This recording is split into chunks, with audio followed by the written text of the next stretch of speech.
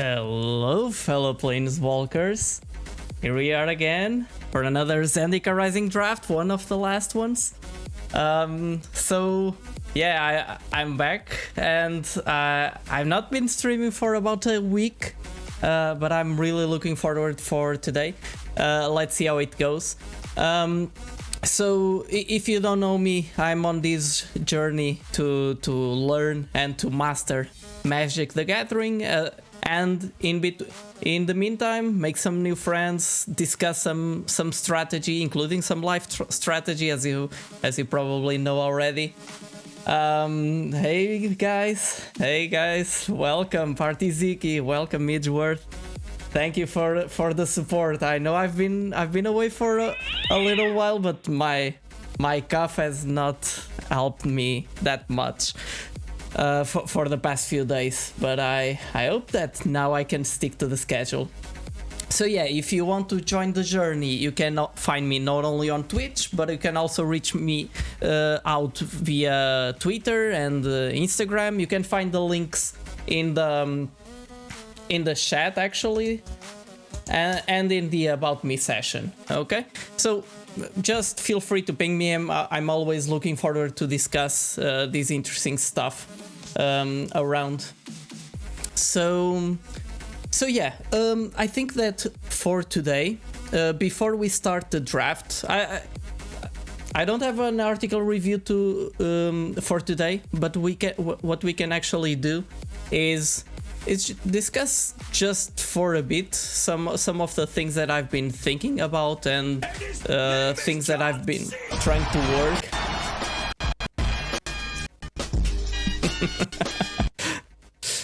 So let's actually do that for a while. Let's try something a bit different.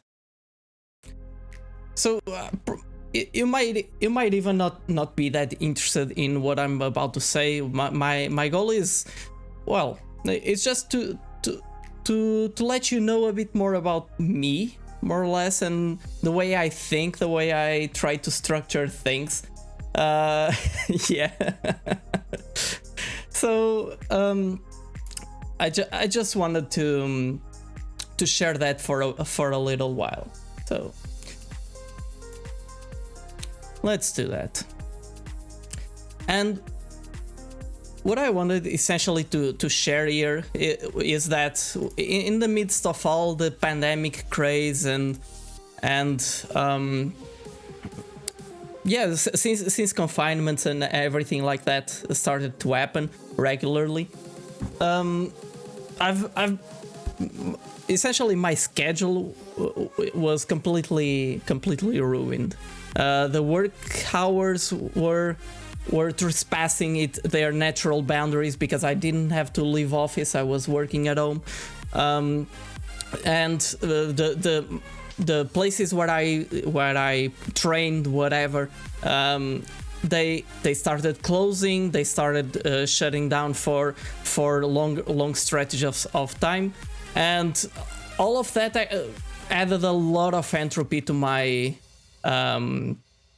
life, and that has been a bit challenging to deal with, to be honest. It's I'm a person that likes to do a lot of stuff, and probably too many things at the same time, and that is not always helpful. You might not know the book called The Essentialism, yes, but the main thesis is that you can like shoot everywhere and have not that good of an impact on any of the areas that you're acting on, but there's always also if you focus on a given thing, you start making real progress in that. And I've actually found quite challenging to develop myself in a bunch of different areas. for example, parkour. It's a sport that I discovered when I started working, when I left the university, and I started working. Well, I worked before, but that's a discussion for another day. But all of that, it's a sport that I really enjoy, but because I haven't been able to keep a consistent habit of practicing it, it has been quite challenging to improve. I'm mostly maintaining my skills. That's not something that I find quite helpful. And so despite all the pandemic, in the beginning I was just thinking, okay, this will be for a few months and then I'll get back to work, so no need on planning everything, all those things. Thank you. But the issue is 1 year went by, and I feel like entropy has only been piling up in my life, and that is not good. In between, I've tried a bunch of different things. I started streaming and I started playing MTG and all of that, but I also have other things that I wanted to work on. So today I was like, actually during the week I was feeling not depressed, but those kind of slight downturns that sometimes feel no one ever feels always in a high note every single time, but I was feeling like that for a while because of all the entropy. I wasn't feeling progress, that I was doing real progress, and probably that's also due to COVID, to be recovering from COVID. My defenses were weak and my morale was not that high. But yeah, I had to do something about it. So, and I have a bunch of stuff that I want to do, and I can actually share that with you for a little while today, before we start the draft. So, first of all, I wanted to keep doing streams. I wanted to keep practicing Magic. I wanted to improve my gameplay and to reach a very decent level of practice. So, but I wanted to leave that on the schedule, okay, in a way. But last year, in like still the first half of the year, I rebooted an old project of mine and other colleagues of mine, and other friends actually, that is called Courage, which is the idea, and probably you'll see more of that in the coming weeks, but elsewhere. But the idea was to build a social network that was, first of all, it was not like a parasite, because I feel like most social networks nowadays, the incentives are all wrong, and they are built to the core as if it was a parasite. It essentially capitalizes on everyone's attention and tries to well, it doesn't bring as much value as the time and the effort that people put into it. So the idea was to build something towards that actually enabled people to be better, to get out of their comfort zone and be incentivized in a social manner to explore their true potential. And the idea was, it's more or less a social network centered around challenges. People would collaborate and compete on challenges. There would be like content creators who would be able to have people following them, help, mentorship, provide mentorship to people on their own challenges, provide journeys that people can join in and also evolve as the content creator evolves. So the plan, that was something that was more or less stopped for almost the whole second half of the year, but I definitely wanted to reboot it this year. That was a goal that I had in mind. Everyone was really busy, and I've been actually using streaming also to to know better the world of content creation, how social networks work, how does one advertise in one of them, what tools are available. So this has also been a research project of mine in a way. But yeah, I definitely wanted to reboot that.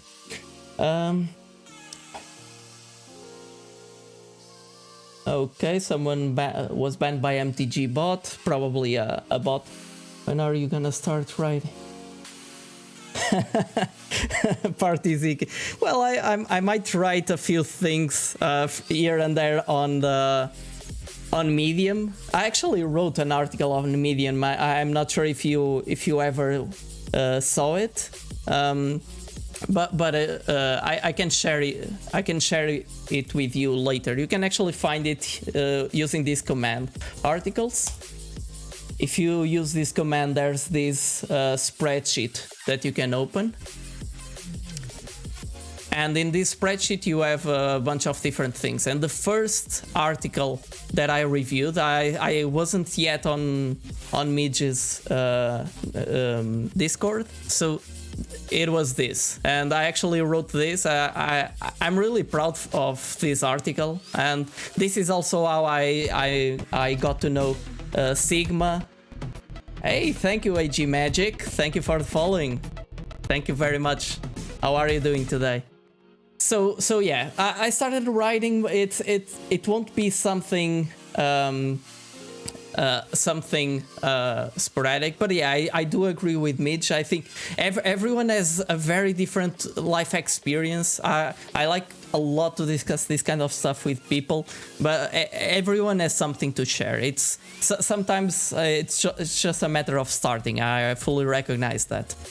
So yeah, I wanted to stream. I wanted to keep learning on about Magic and improving. I wanted to also work on Courage, this project of several people that we want to build a social network that is truly symbiotic with people.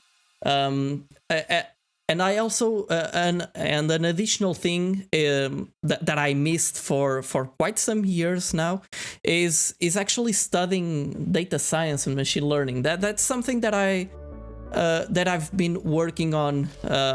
I've worked on that for my professional career after the university, after college. But I've been feeling like I'm disconnected from the world of data science and all of that. I'm really passionate about learning about intelligence and learning about having better ways to plan, to think about stuff, and statistics helps you on that, helps you on understanding better the world, understanding what kind of bias people have when discussing politics, for example, when discussing whatever. So I wanted to get back to that on a consistent basis. I did a lot of data science projects back in the projects and online courses back in the day, and I wanted to get back to that, and I wanted to also share that with my colleagues at work. I wanted to build like a culture around that. So yeah, I wanted also to reboot that somehow. But I was, to be honest, thinking about all these things that I was discussing now, and plus on top of that, I've not been doing much sports, and I definitely need to get back to it, because it's the way I have to keep my mental health in check, in a way. I think it's vital for everyone in a way, and And there's also other reasons. The sports that I practice are, for the most part right now, parkour and kung fu. Kung fu, more Wing Chun right now. It's a specific style, let's say, of parkour, of kung fu. And I like this kind of sports that are both hard for your body, and you need really to develop a good physique to practice them, but they're also very, very technical. But we will discuss this in a bit, Mitch. But yeah, so the thing is, I felt like I was, again, as I discussed previously, I needed to get back to schedule so that I could feel I could evolve with it. Exactly, Partiziki. That's this is pre-kids schedule. This is pre-kids. A lot will change by then. But the idea, so yeah, I wanted to build that into the schedule. But with all these things that I was discussing, and these sports that I wanted to grow technically and really be improving in a consistent manner, with all these things, I was really feeling like my head was gonna explode, because I didn't know where to turn my attention. I was truly feeling overwhelmed. So I wanted to try to understand if things actually make sense, if it's possible to do all these things in any way or shape. So I started building this before the stream for today. I wanted to, so a bit informed by what I've been doing in the past weeks, and what I actually wanted to be doing for the future. So this is like the ideal scenario, okay? This is not what actually happens, what definitely happens. This is in a way wishful thinking, but we're reaching the part that I actually wanted to discuss more in depth. It's vital. This is something that I feel at work. This is something I feel everywhere. If you don't have a goal to aim for, and a goal and a deadline for that goal, or a specific place in time that you will evaluate your progress towards that goal, I feel like progress is really, really slow, or non-existing even.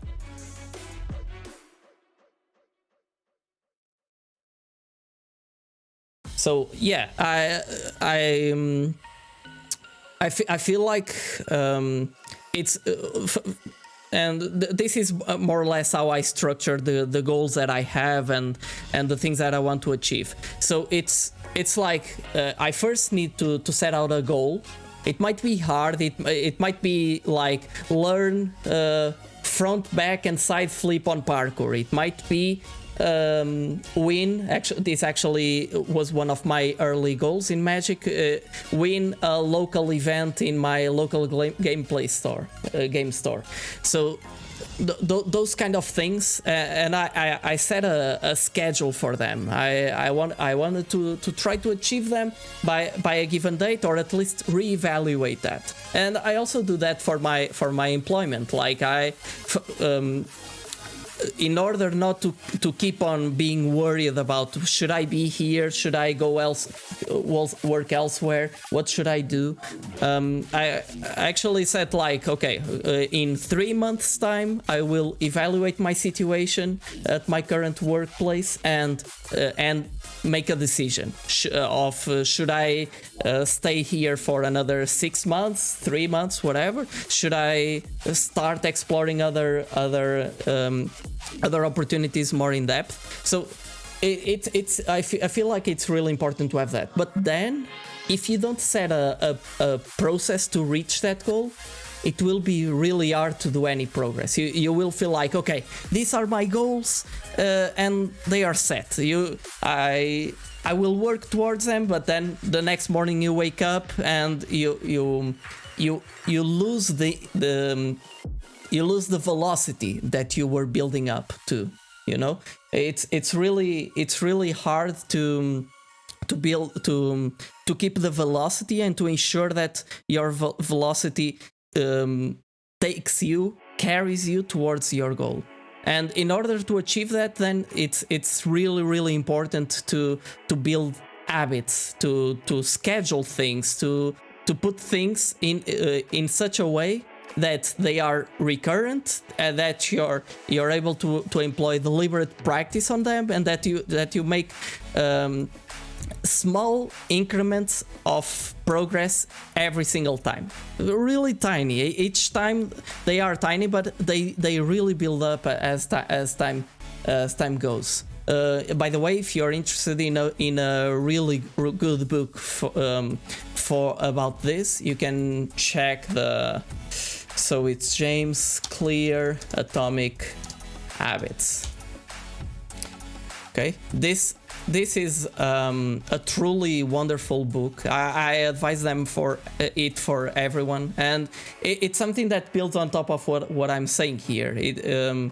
You start to understand that in order for you to actually reach demanding goals, building habits and keeping those habits alive, it's really crucial. Another thing that is also important to note, and this gets back to a book that we discussed here a few sessions ago, which was the Thinking Fast and Slow by Daniel Kahneman.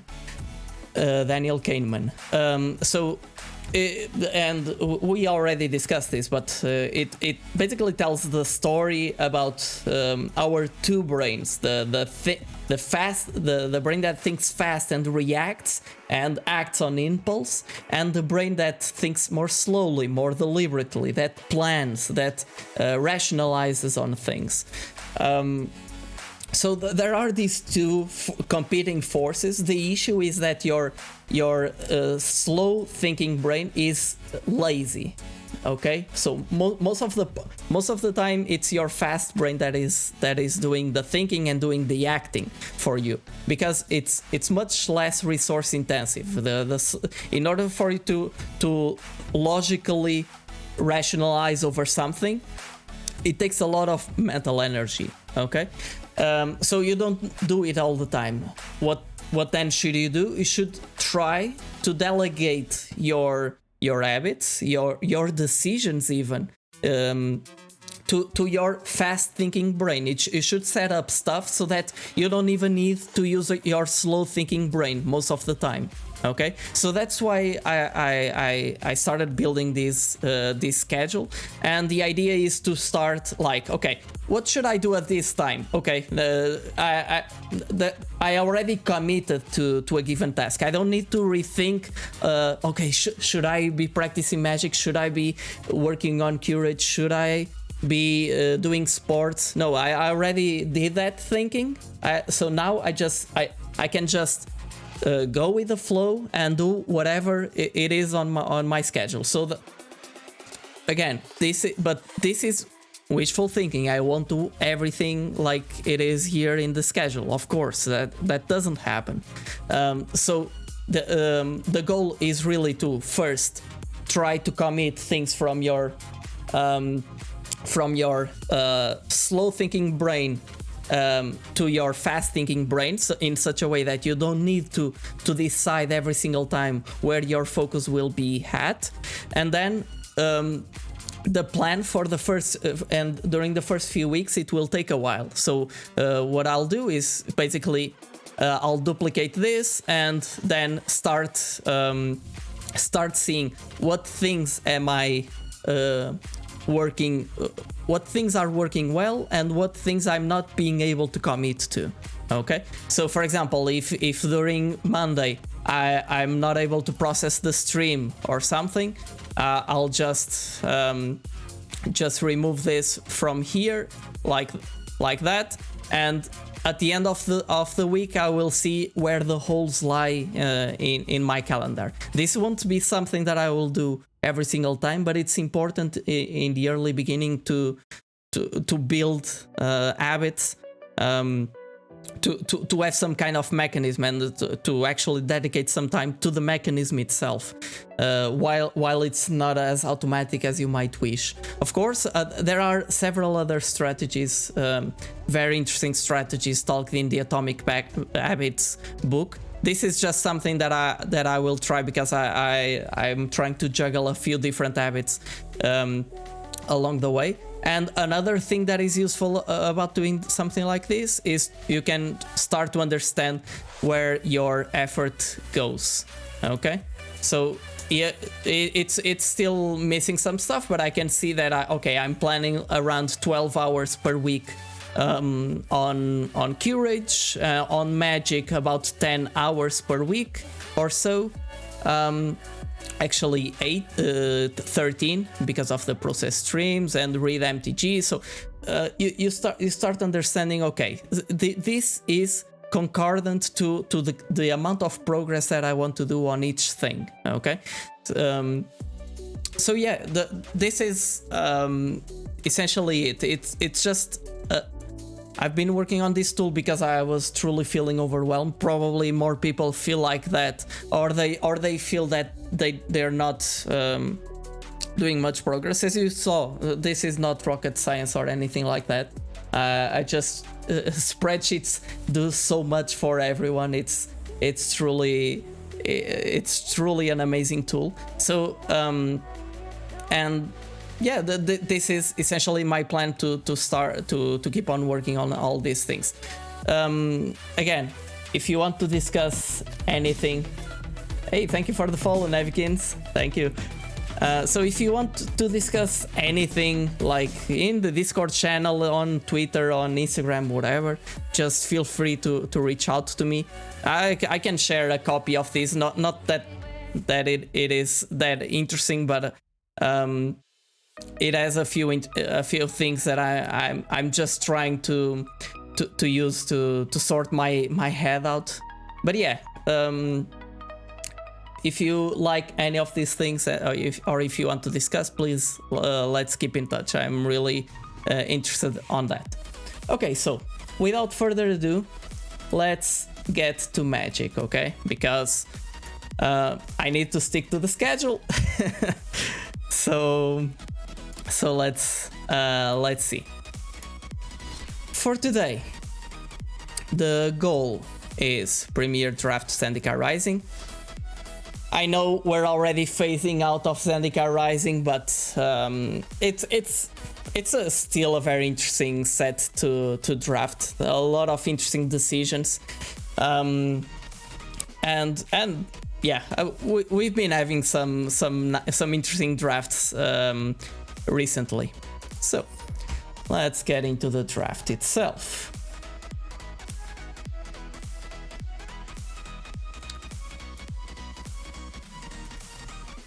So I hope to bring you other kinds of discussions around these topics, and by all means, if you're interested in discussing anything over stream, even if you don't want to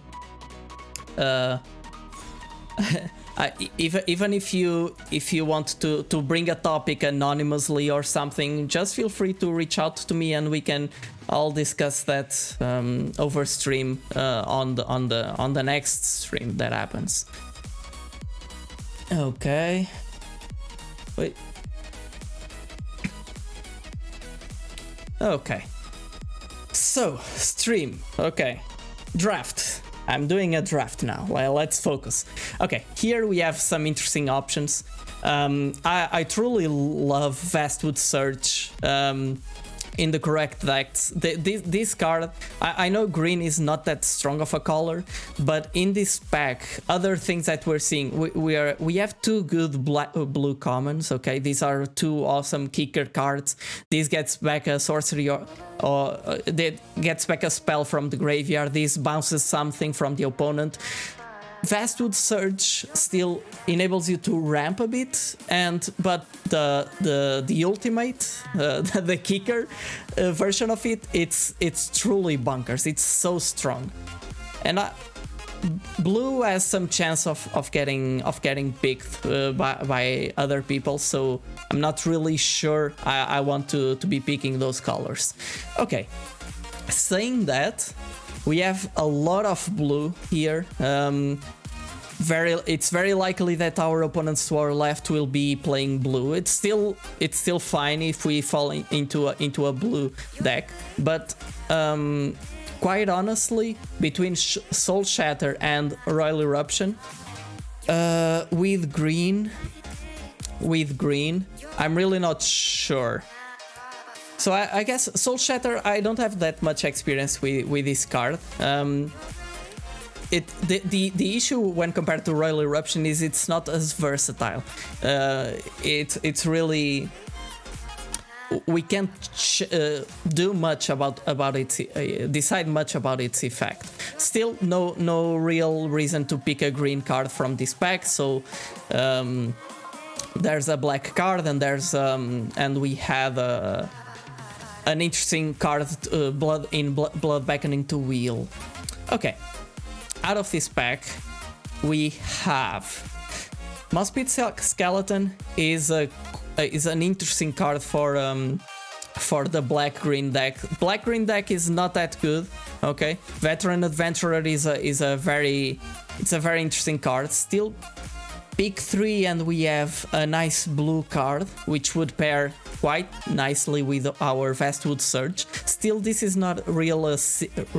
Well, it's a signal in a way, because people picked commons over the uncommons here. So, out of this pack, still the card with highest impact, I would say, and most chance of being played is Veteran Adventurer. Okay, we still don't know for sure if we're at black, so that's why. In this pack we still have a lot of blue, and that's a good sign. Okay, Territorial Scythe Cat can do some stuff on a kicker, on a counters deck, but it's by far, it's really not a reason to pick it up. But this pack is packed, truly. So Vanquish the Weak, Bubble Snare, Shepherd of Heroes are all very good cards. Malakir Blood Priest to a lesser extent, and Ghastly Gloom Hunter too. So I guess I'll try to see if blue is indeed open. The issue with blue is I passed a lot of strong signals that blue is open to my left, so I'm not really sure how this will work. Okay. So no real signals from this pack. No. Black seems to be open, blue somewhat, not really. Out of this pack we cannot really understand if blue is open or not. Reason Riptide is not that strong of a card, but it can do some stuff on a fully dedicated kicker deck.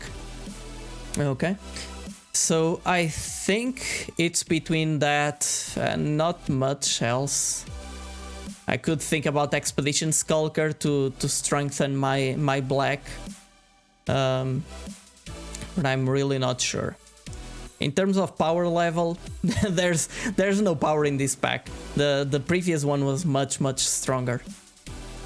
Okay, here we have some options. Agra Constrictor works well with the +1/+1 counters deck, and we have a Soul Shatter in black, which is nice. No real signals on blue right now, so we might have wasted these two picks in a way, but still we're exploring what's open and what's not. Reclaim the Waste, it's still a nice card. We're seeing some white, but all these white cards are relatively bad. Allied Assault or Allied Assault or whatever. It does more work in a white blue deck, and the others were also those kind of bad spells. But we are getting paid in a way. I guess. Taunting Arbor Mage can be game winning. It's just bunker sometimes what you can do with this card. You can like put your opponent to 10 life or something, and then you cast a kick Taunting Arbor Mage and attack with all your creatures, and that's game. And that's all for that. So I'm really happy to have this as a pick 7. It's a good sign that green is indeed open. Blue also seems to be relatively open. We're seeing some interesting blue cards. Sure-footed Infiltrator is not really what we are looking forward in this build. Shell Shield it might be. It has some to potentiate our kickers synergies. So that's a possibility. Dauntless Survivor, I could also pick something like that, but this is a filler level card, so we can pick those later. Sure-footed Infiltrator doesn't do that much in a deck like this. We won't have enough rogues for anything like that. Okay, here we can also, well, put them onto the battlefield. Roiling Regrowth is a useful way to keep on growing our mana, to ramp, and ramping can be quite useful in a kicker deck because you want to cast your spells for the expensive versions of them. Okay, so this is probably why I shouldn't be drafting a Zendikar Rising right now, because how come Into the Royal is a pick 10?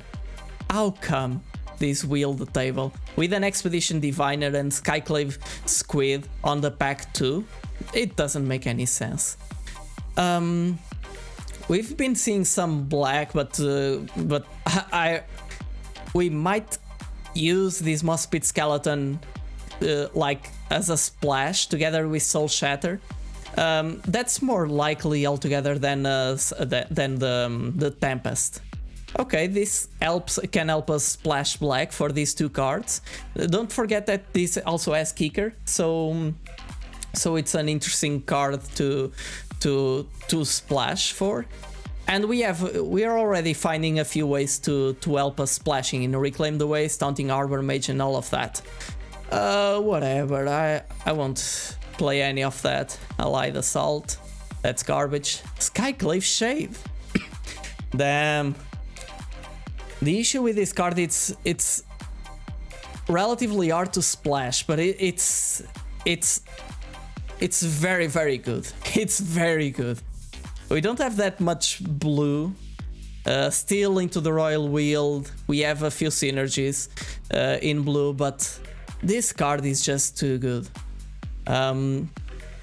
Other than that, we might actually... Yeah, splashing blue is also not really an option. The cards that we have either have two blue symbols and things like that. But Ghastly Gloomhunter, Might of Muraza, it's also will likely wheel. So I think I will pick Skyclave Shade and try to bet on the chance of having something on having good black cards this pack. Okay, Skyclave Apparition is nice. It's not the best thing ever, but it can do some stuff.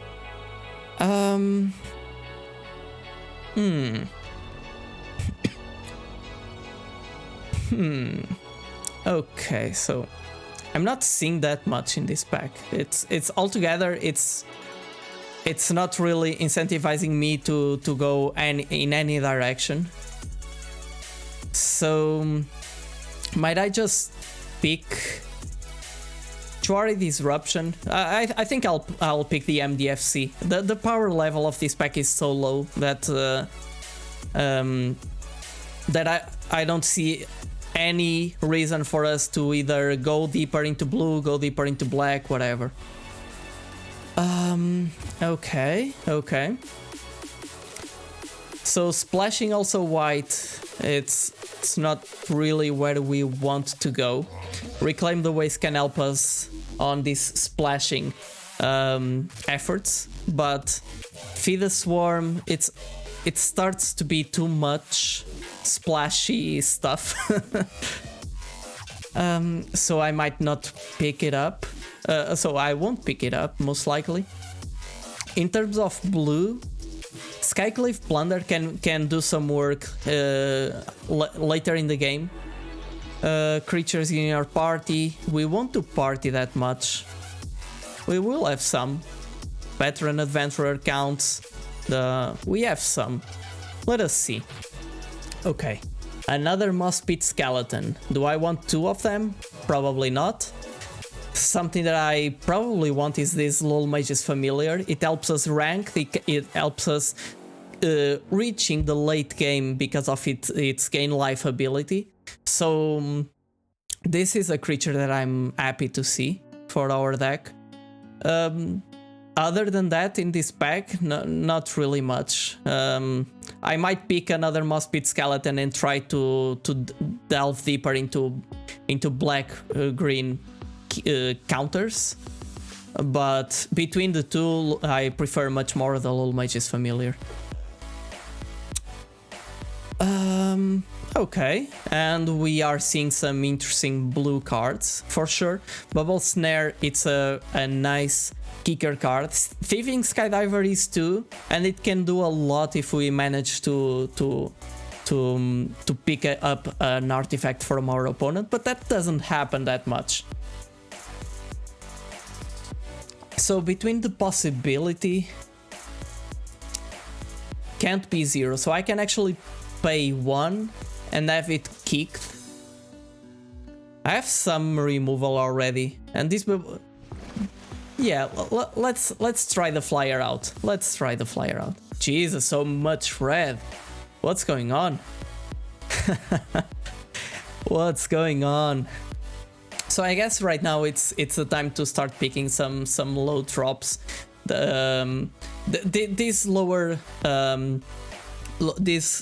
these low drops can help us reach the late game by trading and keeping our life total high, or disincentivizing our opponent from attacking, so it's still important. And if I can, my kicker spells, I want to cast them later.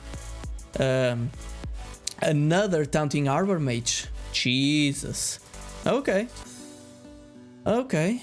So the thing is, we have a bunch of kicker cards right here, but we don't have payoffs for kicker right now.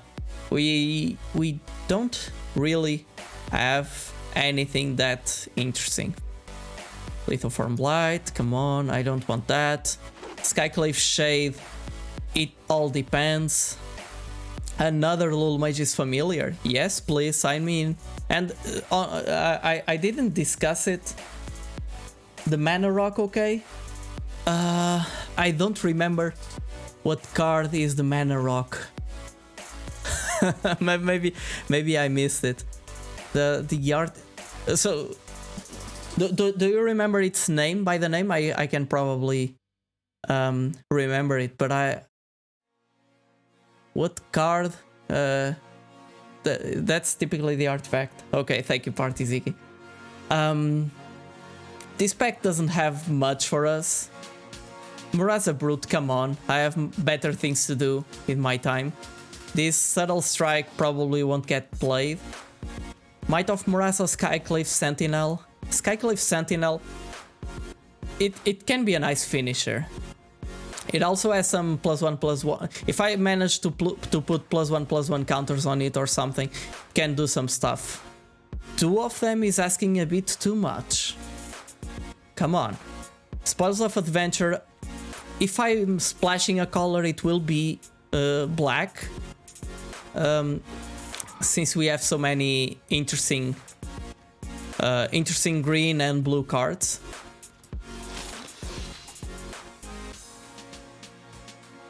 Yeah, that makes sense. Inordinate Rage. Okay. So Seagate Stormcaller, we're not in a deck that can use use it efficiently, because you need to be on the Wizard's deck typically, or at least have a bunch of lower spells on your lower curve that you can copy it with Seagate Stormcaller kicked. It's altogether very expensive. Balagad Recovery, on the other hand, it's a very good MDFC. Getting back, like playing one of our cards unkicked or creatures, and then getting it back via Balagad Recovery, it can do so much. And I'm still hoping to be able to play our Shade. It's just too strong. Okay, a little Mage's Domination. My worry is that this card in this deck specifically can be typically a dead card, because we don't have that much blue. We won't. Well, we have a lot of blue, but it's not. It does not justify all of this cost. Still, this card is just too good. I think I will still play it. It's between that and Expedition Diviner, to be honest. But yeah. Okay. So no real cards for us besides Skyclave Squid. Thundering Rebuke is a very good spell, but we're far away from playing red in this deck.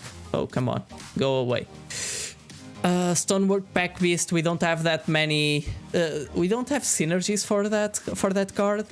And Skyclave Squid can be a nice 2-drop that holds the game a bit while we build up mana to deploy our kicked spells. So yeah, definitely. Okay. An Iridescent Horn Beetle. Do we have a lot of ways to put counters on stuff? I don't think so.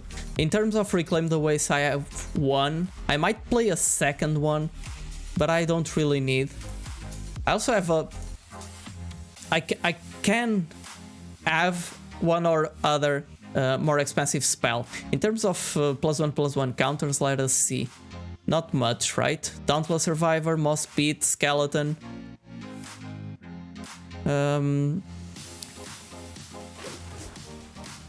Vastwood Surge. Not that much. Oh, an Omnath. I won't pick it here specifically.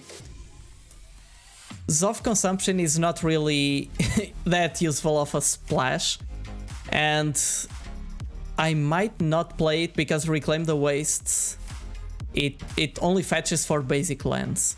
But to be honest, other than that, I have a Seafloor Stalker that can be a win condition. Well, let's try to see what the Seafloor Stalker can do in a deck like this.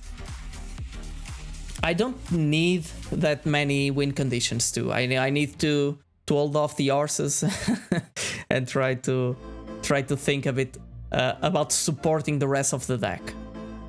Okay. Silum Division, it's still a possibility. It's something that I might play, or even Reclaim the Waste, helping us splashing. But another one. I guess that given the rest of the cards in this pack, and given that Chilling Trap won't do much, Deliberate is just not that good of a card. It still recycles itself, but I will see if an Iridescent Horn Beetle will make sense. Another Roiling Regrowth probably is too much. 2 basic lands, so it only fetches for basics. That doesn't do that much. This time I think I'll pick a Deliberate. No, whatever. I already have some card drawing with the... Where is it? Skyclave Plunder and things like that, so no real reason. Gomafad the Vanguard is Wheeling. Jesus Christ. That card is so good. and it works it works well with warriors, but it does a lot elsewhere. So not really sure why that card is willing. Stonework Pack Beast is not really a deck for it, but it might do some work. I think I'll pick one of these lands up. Reclaim the Wastes, sure. And we are wrapping up our deck. Okay, Might of Murasa, sure. Okay, we have some math to do. Let's see how can we build a mana base that holds itself. First, Iridescent Horn Beetle. Does it do much? One card to make +1/+1 counters, but to be honest, since this is already this is more or less a finisher depending on the board state that I have, so I still need creatures to have this be useful, but it's just too much. In the sense that it won't help that much the Iridescent Horn Beetle, since both are relatively late cards. This I will play. Rolling Regrowth, I might not play as many. Okay, but +1/+1 counters, 2 Skyclave Sentinels. So 1, 2, 3. Yes.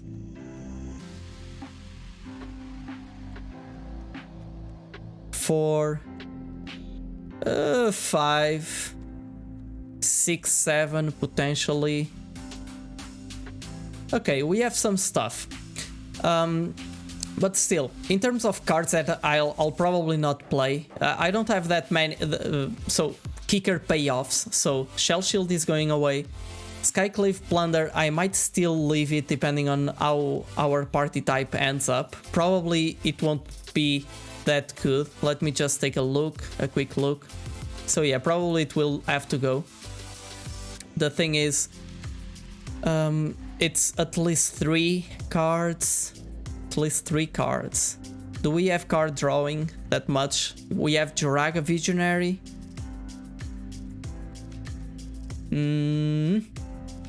We have ways to filter out lands. Silum Division. It depends on... We have some competing forces between creatures and spells with this Silum Division, but still, creatures count more. So I don't feel like there's a very urgent need for that card. Why do I only have one Bubble Snare? Did I only pick one? I thought I had picked 2. Okay, sure. MDFCs for the side. Okay.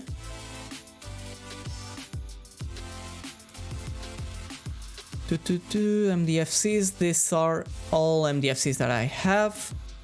In terms of black cards, Soul Shatter, it's good enough. We'll need to see. So if we have 2 Reclaim the Wastes, 1 Roiling Regrowth, I won't have 2 of them for sure. That counts as more or less 2 lands for the 3 lands for the other colors. So I will likely need, let's see, if we play 2 swamps, this gives us 3, 4, 5, 6, 6 black mana. This might be enough for a Skyclave Shade.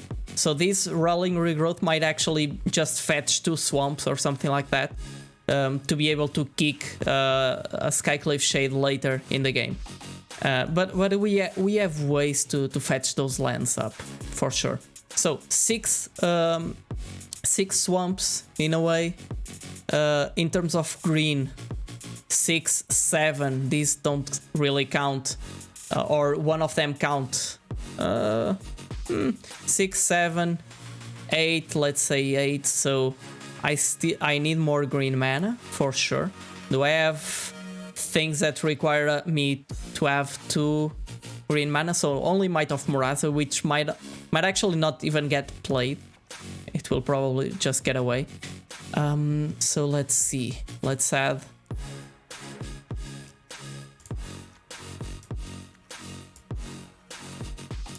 So this gives us 8, 9, 9, 10. Okay, let's lower one forest. 7, 8, 9. Yeah. Okay. Let's see. And in terms of blue I actually want a few. 6, 7, 8. So it more or less it looks fine. I might increase one forest.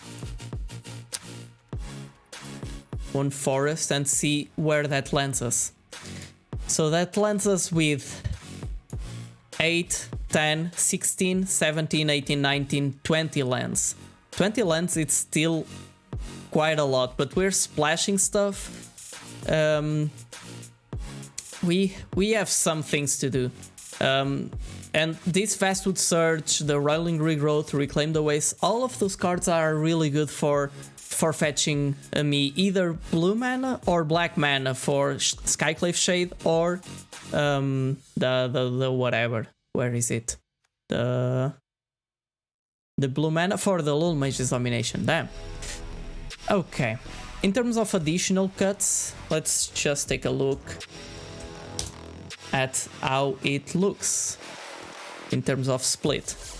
So 1, 2, 3, 4, 5, 6, 7. Black cards we have 1, 2, 3, 4. That's a lot. That's a lot. I'll probably cut one Moss Pit Skeleton.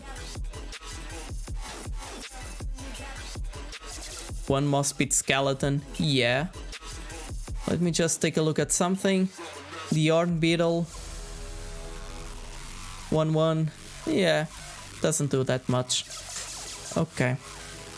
Sentinel, I won't play 2. Let me just see if there are any other obvious cuts from this deck.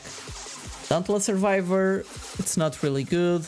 Reason Riptide. In terms of kicker cards, I have a few, but I only have one Reason Riptide. It still can do stuff. Seafloor Stalker, it's not really what our deck is trying to do here, so I will just cut it out. Soul Shatter, it's for the splash. Taunting Arbor Mage, for sure.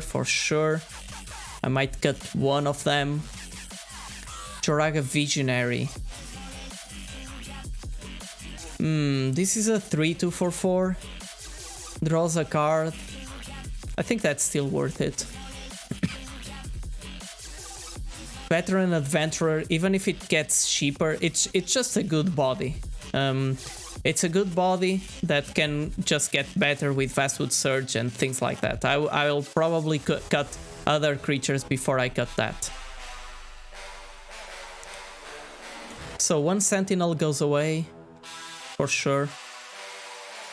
They're not that good. And I'm tempted on throwing away the Reason Riptide. Still, it has some good synergies with Taunting Arbor Mage. Hey, Yersay, thank you for popping around. It's really cool. Oh, I triggered the FPS counter. I always forget how I do it. Okay. Okay, can I shut it off?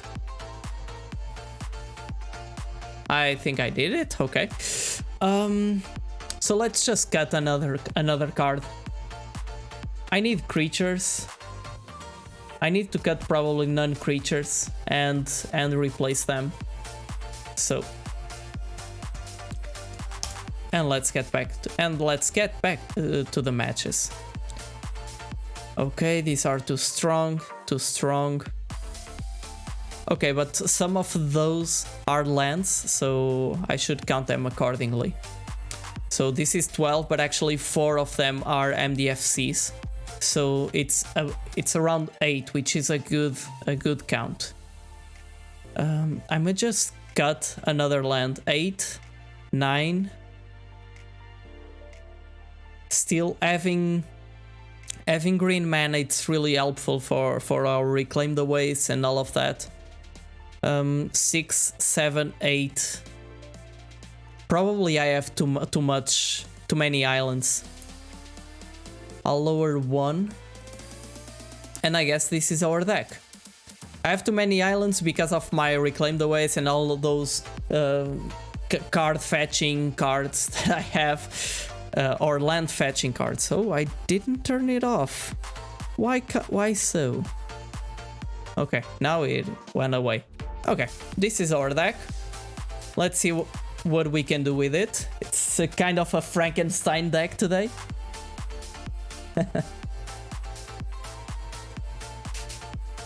Okay, first game then. And let me just take the opportunity to fetch some tea. And switch up the...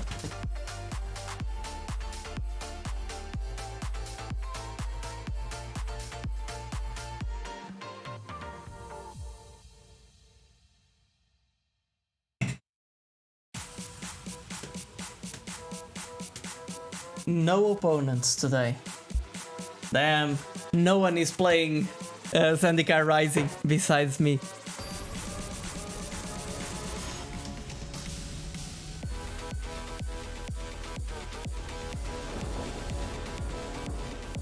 No one. Okay, we found an opponent. Jesus, this is a bad draw. Well, in a way. I need green mana. And I need it fast for this deck to work. What can I do with this hand? I have a Thieving Skydiver, a Malakir Rebirth that I can cast as a land. I will still keep it. This is limited. I cannot be really fancy about my lands. Okay, that works. I will still play this as a land to enable me black mana. Okay, now we're fully unlocked.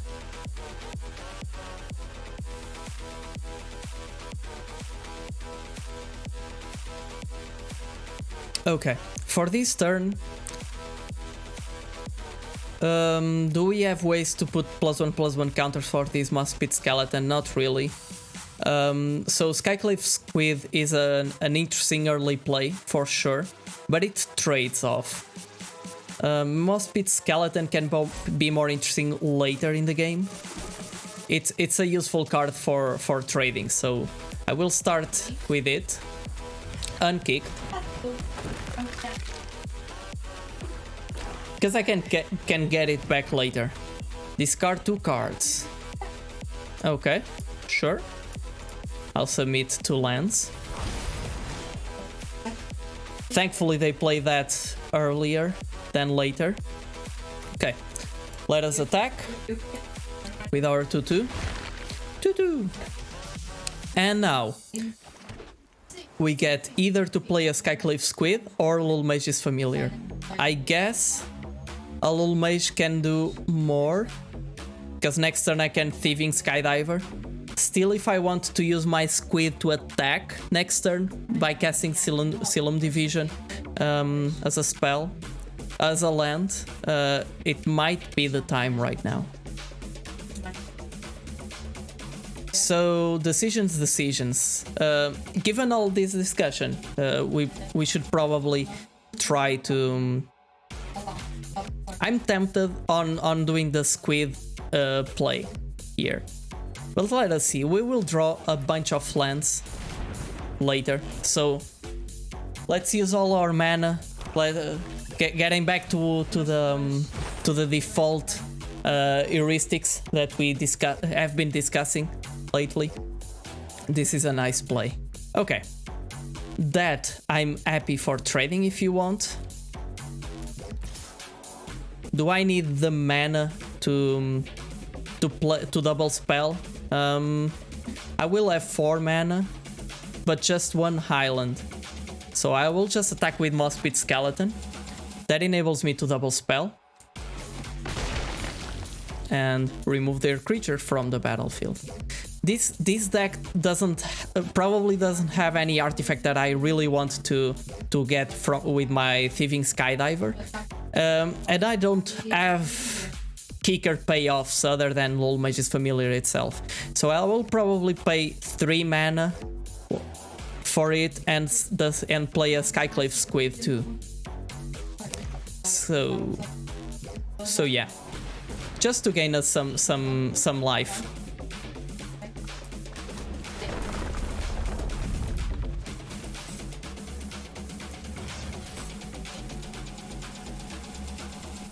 Oh, it was showing it darker, but I wanted to gain some life. Okay, we're in a good shape. Our Silum Division can get us a useful spell. Okay, that's a land. Do you want to trade? I want to trade. Okay. No. Let's see what we can get. Basic land. 2 basic land cards. None of these are really awesome. Railing Regrowth does less. In this moment, at least Reclaim the Waste can get us some life. But that's about it. So, yes. Next. What are you bringing, opponent? They probably also had a weird draft. Oh, for sure. Please kill that creature. Do you have other stuff? Okay, that will manage my flyers. No blocks, no worries.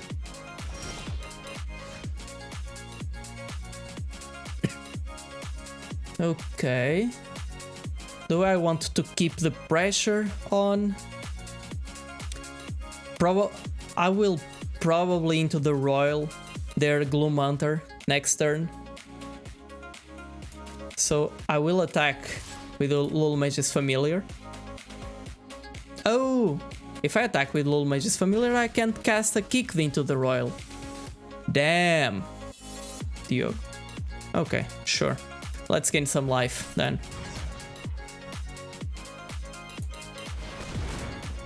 Sure, that works. We gain some life. And I probably want to unlock...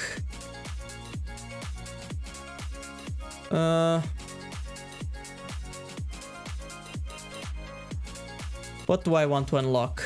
Sure. Oh, yeah, okay. I probably want to unlock the Lul Mage's Domination. Damn. I keep on forgetting the names of the cards. Okay. It's a landfall. Nice. Resolve. Oh, come on. Okay.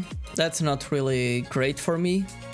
That Ghastly Gloom Hunter, if I get it back to their end, they can cast it for 6, which is what they have next turn, and have a 3/3 on the battlefield, which is really bad. So, I will trade. I will do the trade. Otherwise, we will distance ourselves too much, and try to see what my next draws. Okay.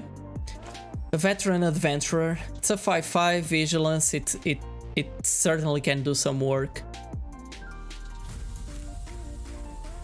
I'm at 13. They're at 14. Okay, let's attack. Sure, they don't want to block.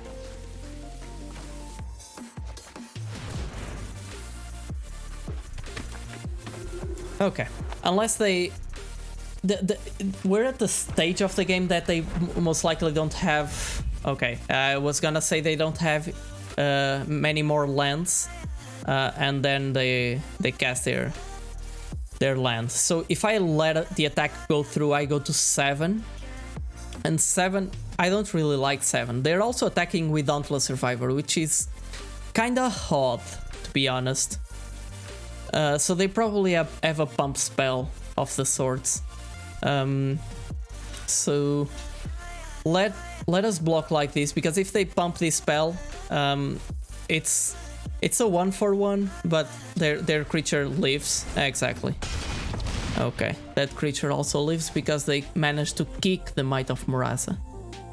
Okay, that's not really good for me. Okay, but that is... Take action.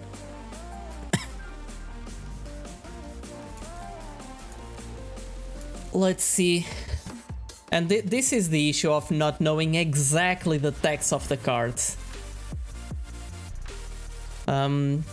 So this gives +5/+5, so that block was not that good.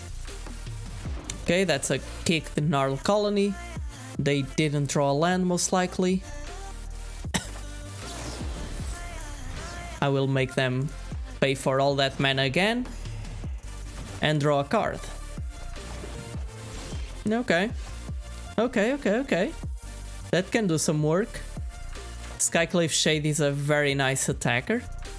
Unfortunately, I cannot kick it right now. I can kick it. Oh, opponent.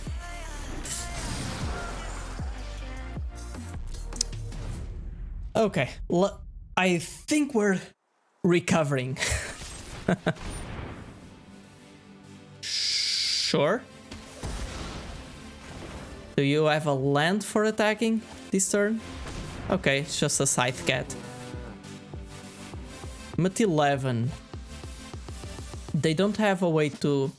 Okay, if I let 4 go through, next turn I will need to start attacking or something.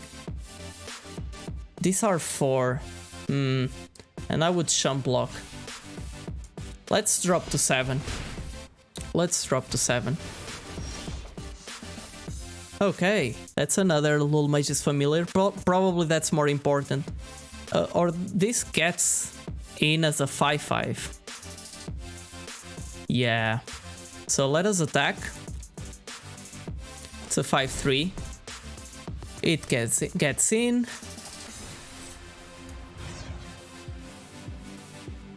Sure. I wouldn't have a way to cast my Lul Mage's Familiar either way, but a 5/5 is a more effective blocker than a 2/4. Okay. Come on, you know I need to do this.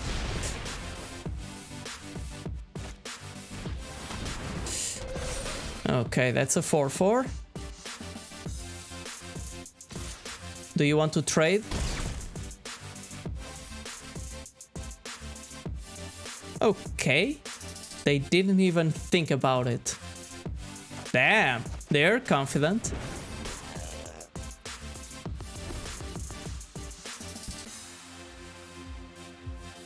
They're relying on the fact that I cannot attack with it. But they have trample, but whatever. Attack first, leave lands to be cast later. Okay, so now I do this. Just do it! Make your dreams come true!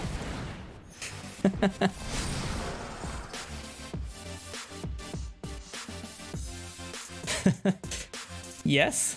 Damn, this Skyclave Shade and the Moss Pit Skeleton have a very interesting synergy going on. Hey, PT, how are you?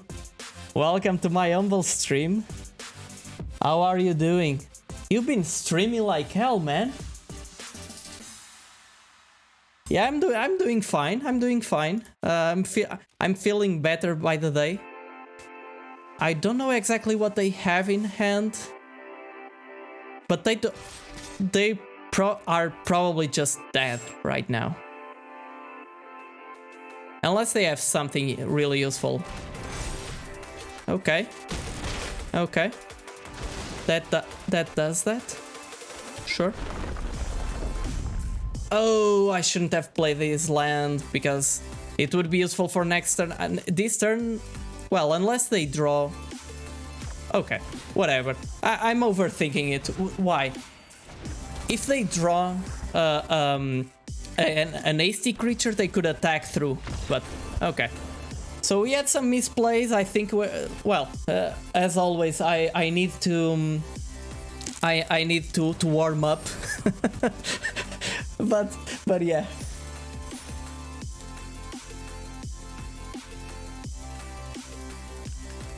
Yeah, but that's you know, as RPT, that's called entrepreneurship. You know, and you're working towards your future, and you are really good at Apex Legends, man. So keep at it.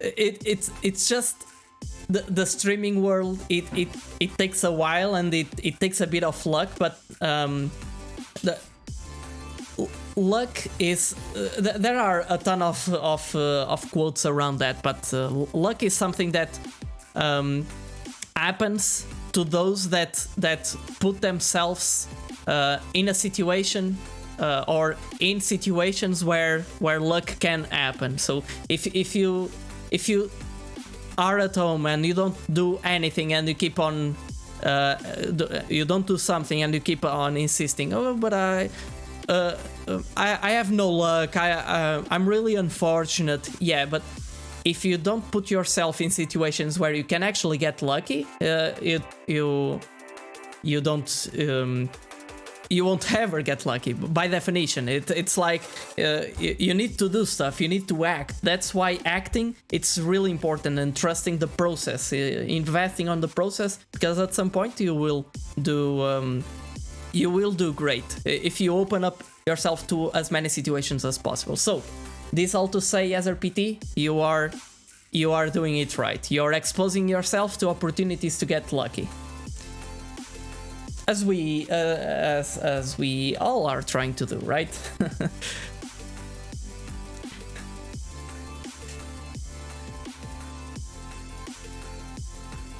Okay, 1 game, 1 win. That game was a bit odd. There's some interesting synergies going on between those two creatures of ours. We have our splashes is really cool. I need to get a cap for these situations. I'll probably ask for advice on caps from Party Ziki. He always looks to have the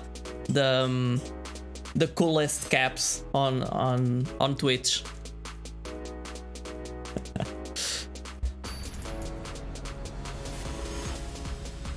I will have lunch in a second. Thank you, alarm. Okay. Next challenge. Okay. This hand looks good. We can definitely set up with a hand like this. Balor get recovery. I guess there's no need to play it right now as a land. Yes, I'll need that much mana, but I have a rolling regrowth to ramp from 3 to 4 mana if needed, and I'm already drawing more forests, so I will definitely probably sacrifice a forest and get a swamp and an island or something. It depends on what I draw, but I'm playing against a very fast deck, it seems. Very fast deck. Okay, so this is the turn for roiling for actually a blocker.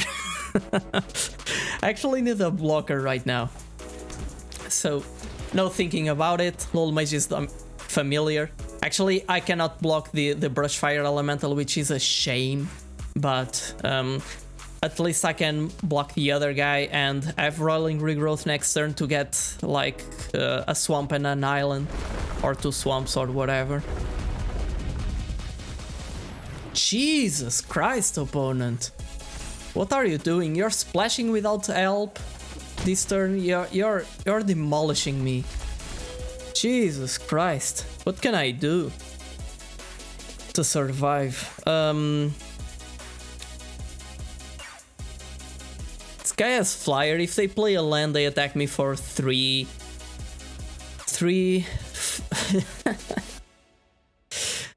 Oh, 7.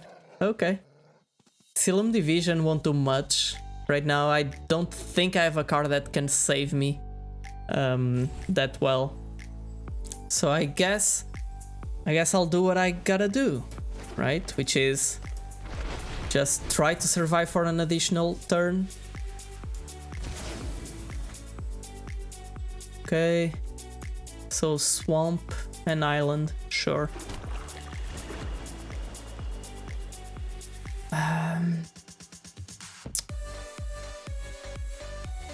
Well, I won't be able to block, right? Unless they play another Akumelon, but this guy doesn't have face, so whatever. What can I do? I can't use the mana. So yeah.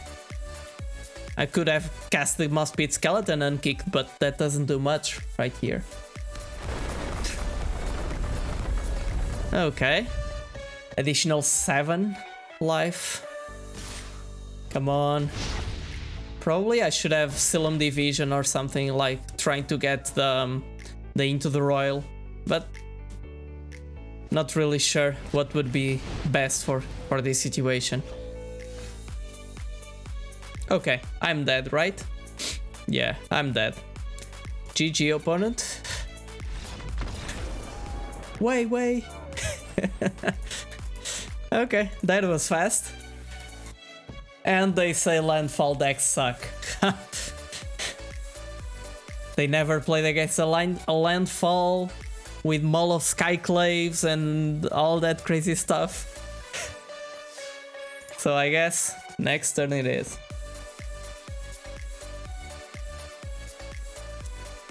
Next game.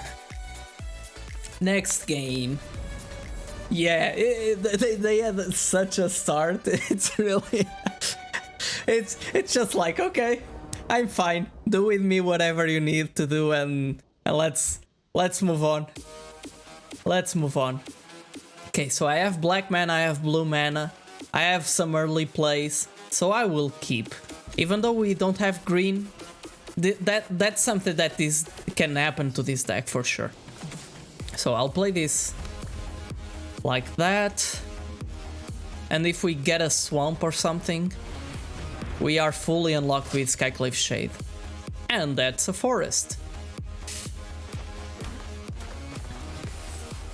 Unkicked, so we are unlocked. The truth is, if we start our end without forests, that's not that bad because our deck has like 8 forests. The only issue is I don't have ways to fetch for lands in other colors. Oh no, you didn't do that. You didn't do that. Now I want to have it killed. It's a nice target for an Into the Royal, I guess. Okay, there's my blocker. What you gonna do, opponent? What you gonna do?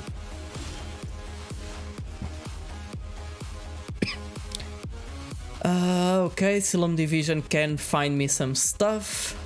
Other than that, Vastwood Surge, I don't want to cast it right now. I'm curving out just fine. I don't really need that help.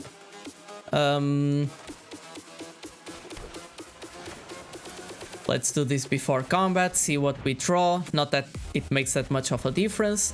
And Into the Royal is nice. Next turn I can Into the Royal my Skyclave Shade out of the Nayiri's Binding and cast it. And I have a blocker and an attacker. It's perfect. They complement each other like crazy. They're the perfect match. They're the perfect match. Okay. So if I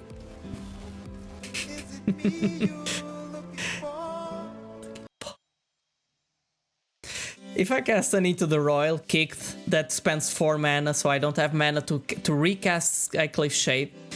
So this turn, what I actually want to do is probably attack with Risen Riptide, see if they block.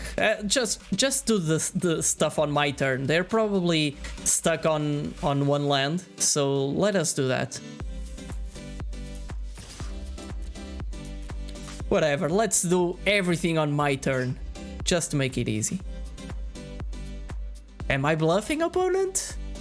Probably I'm not. I'm not someone to be bluffing that much. Okay, opponent. Sure. Now you'll get... You got 5 in your face. In your face. Okay. Let's play an island. So at least we unlock the Lol Mage's domination.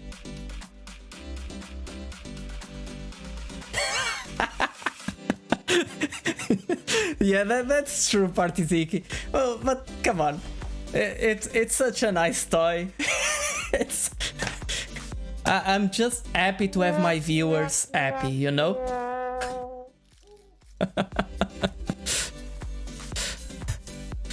Oh, come on. And he has 25 sounds to use.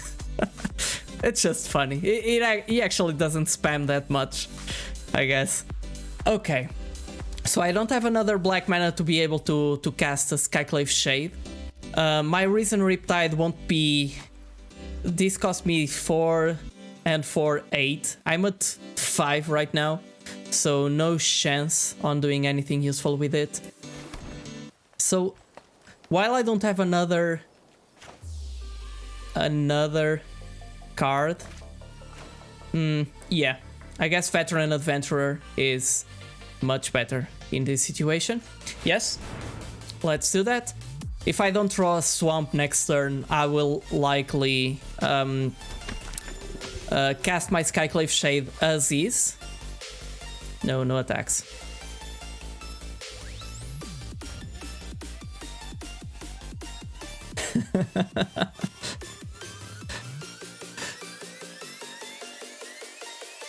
Oh, so good.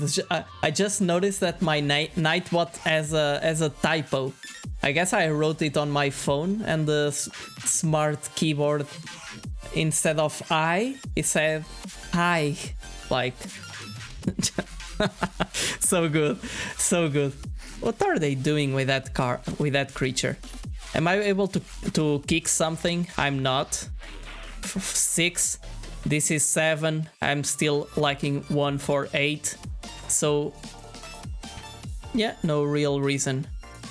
No real reason to use Soul Shatter. They're probably screwed. They aren't doing that much. I wanted to use my Soul Shatter, but what you gonna do? What you gonna do if your opponent doesn't do much? Okay.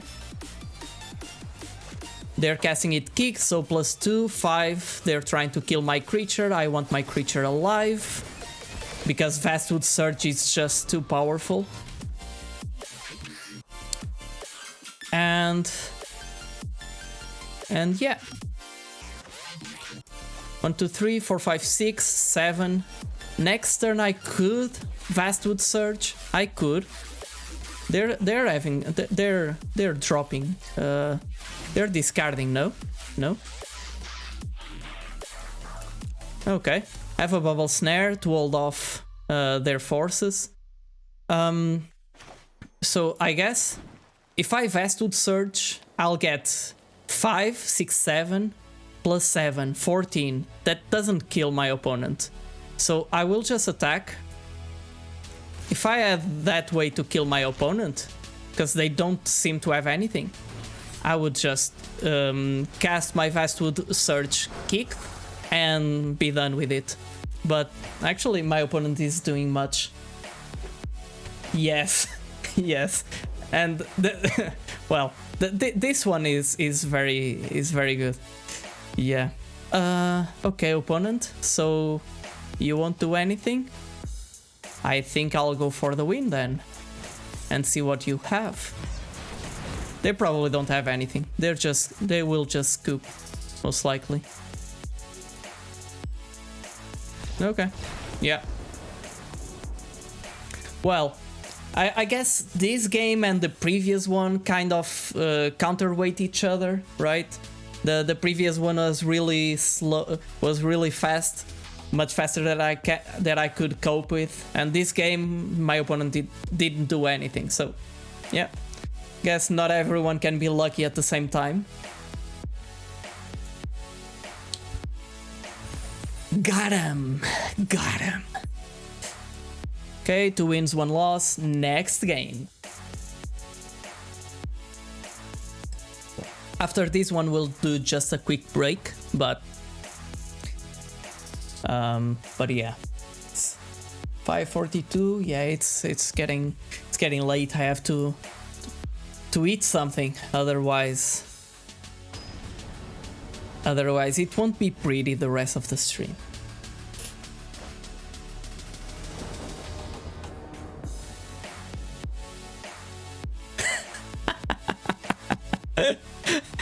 Damn, I hope you didn't have nightmares with sideboarding and stuff. That might happen. So I will keep. I have all colors of mana. I have some early plays. Damn, the Vastwood Search is always coming on my opening end. You know, Midge, if I could, I would leave just the sound alerts open just for you. But I know you'll have a bunch of channel points to spend either way. But you are really timely with your sound alerts. I'm glad you're putting them to a good use. So let's play this. My swamp. Skyclave Sentinel, it's a card that I can hold off for a while. I could also cast it on 3 and Dauntless Survivor it to have a 3/4 flyer, which is nice.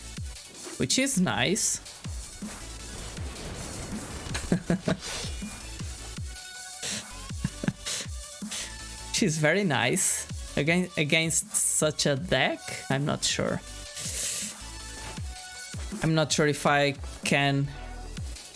So next turn I can Skyclave Sentinel and I'll hopefully be able to block something from their hand. And then Dauntless Survivor and be able to attack or something. Because playing Dauntless Survivor right now doesn't do that much. This guy, they can easily make it unblockable. But yeah, either way, I feel like if I don't commit to the board, they will run me over. And this Skyclave Sentinel, it will most likely just be played as a 2/3 either way. Unfortunately, it really depends. Okay, I'm glad I'm taking that out of your hand, I guess. 3 mana, 3 mana, 3 mana. Reclaim the Waste cost me 4. Taunting Arbor Mage, it's still a 2/3. It's not an effective blocker against that. It is not. But I won't have that good of a use for it. So if they want to trade, I'm much more happier on trading the Taunting Arbor Mage than the Skyclave Sentinel. And I have ways to get it back to my hand. Yep, unkicked today.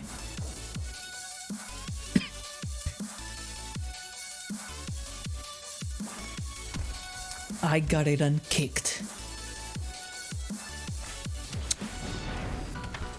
Again, if you're watching, thank you very much for being here, and it's really appreciated. And as always, the goal is to bring forces together in this journey. So if you haven't already, say hi, please interact with everyone. Everyone is really welcoming.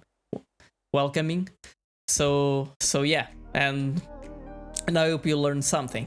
So in this turn, we have a 4-drop in Zoraga Visionary. Oh, so good. Okay, but if I start attacking with Skyclave Shade, that can be really good.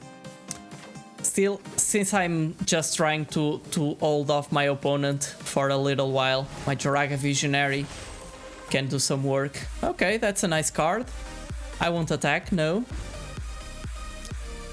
Let's see if they are able to.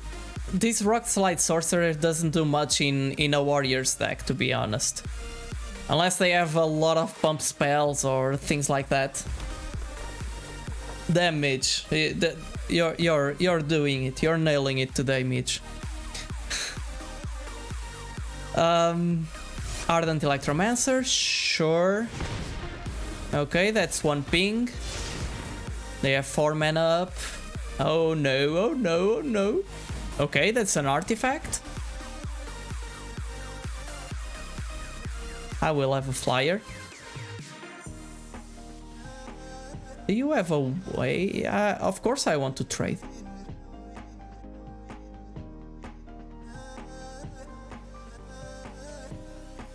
What are they planning? Oh, damn. Okay, that works. That works. They have the pump spell. And the wizard. No. No. I won't have 5 mana because this won't get me all the mana that I need. I can still get the other swamp. But I'm at 11, so casting this Skyclave Shade might be a priority right now. I might just cast this and have the Reclaim the Waste get me a swamp.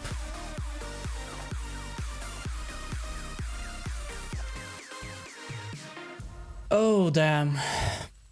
Okay, this is a 2/3. This is something that I can trade in the air. Unless they have plenty of mana to do stuff.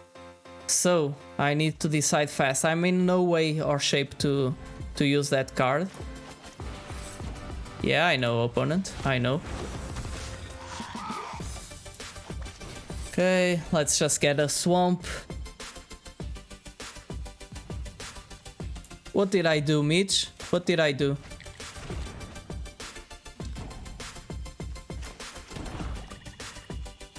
No attacks. I have my flyer to block.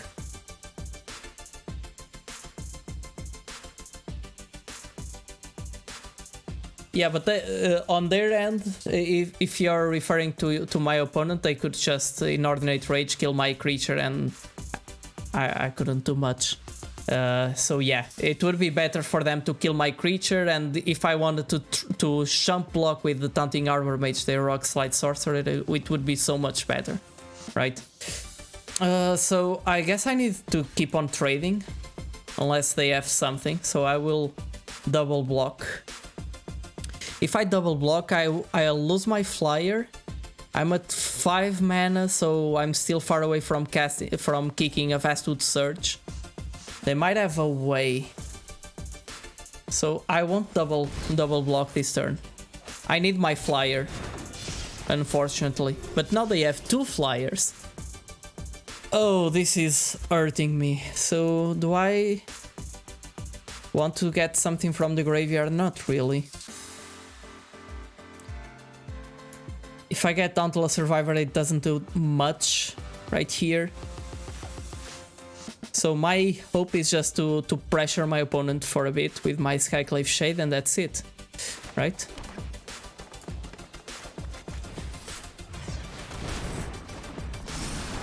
Sure. I could have held the land, but still.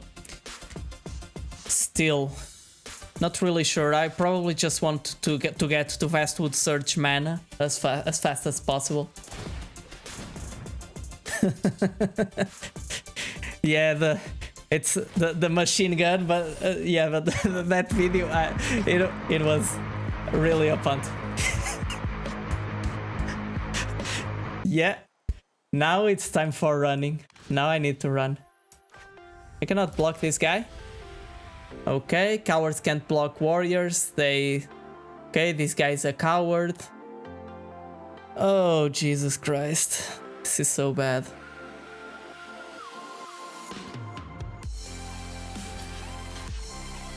This is so bad. So bad. I'm at 4 now. So they have the win right now. Oh, and Into the Royal. Okay, that can do some work.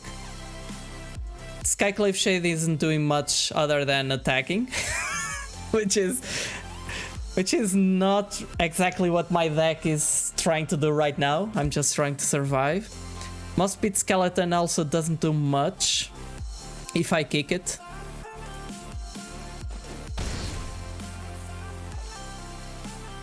So into the Royal I'll need like 4 mana for it, but they will attack with a lot of stuff. It was at this moment that So- he knew he fucked up.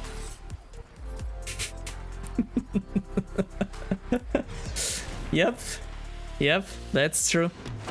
So I need this ground blocker, unfortunately. And ship the turn. I'll into the Royal, their Kargan Intimidator. Most likely, because it represents lethal. And that's life. Right now I'm just trying to survive, really.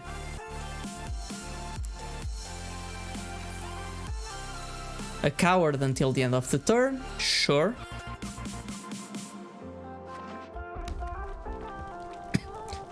Okay, what else are you doing?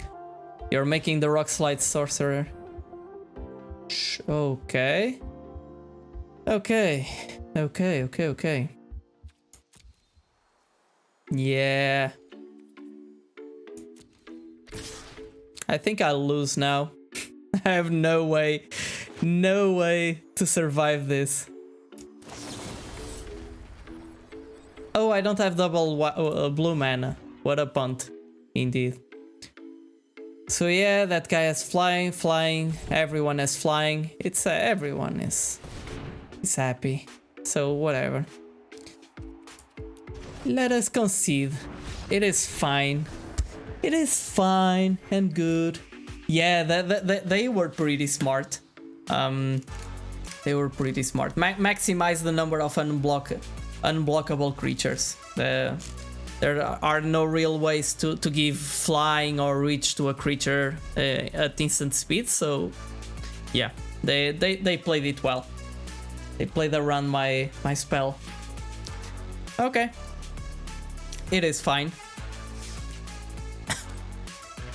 Next game it is. And I said we were going to have a small break, but whatever. Just on a roll. I'm on a streak right now. Not exactly a winning streak, but a streak nonetheless. Okay. These last few drafts, so now Zendikar Rising has been dying off for the most part. So the last few drafts have been quite awkward, but either way, it's interesting how the life cycle of a format changes in limited. Things can be completely different from one week to the next. It's really interesting. Okay, so I have stuff to do. Do I want to reclaim the waste this early? I won't. Sure not. 4 mana. At 4 mana I want to have anything to do, so... And I have all colors of mana, so whatever. I can just hold off for a bit. I might be run over, but my opponent isn't doing anything, so I'm glad for that. Okay. So given all of that, Asylum Division this turn. Let's try to get something strong. That's not that good. But whatever. Okay, and into the Royal. Okay, 4 mana. Let's start a ramping party. Holding Jwari Disruption doesn't seem like the best thing ever. I could still do it. I don't need that much mana.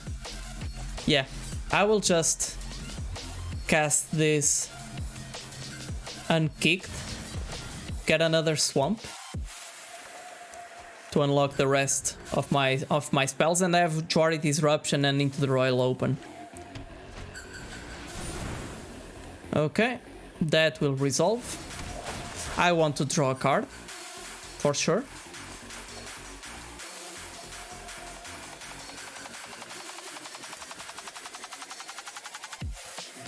My turn.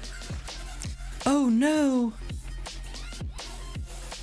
I need to discard. No, I don't. So now I'll have 5 mana, 5 mana. It enables me to, I guess, reclaim the wastes. It's really crappy, to be honest. I have Into the Royal open for their turn. So this cost me 4 mana. I don't have kicker payoff, so whatever. I'll just get an additional island.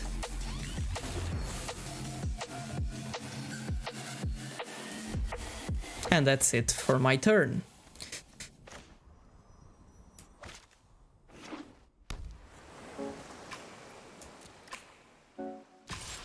Will you attack? You will attack. I'll let it go through, sure. At the end of the turn, depending on whether they do something.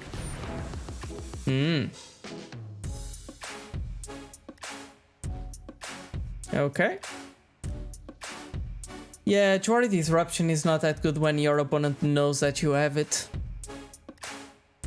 And Into the Royal.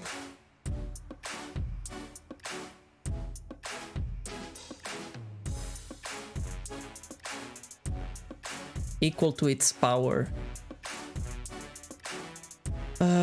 Sure, it resolves. I won't do anything either way.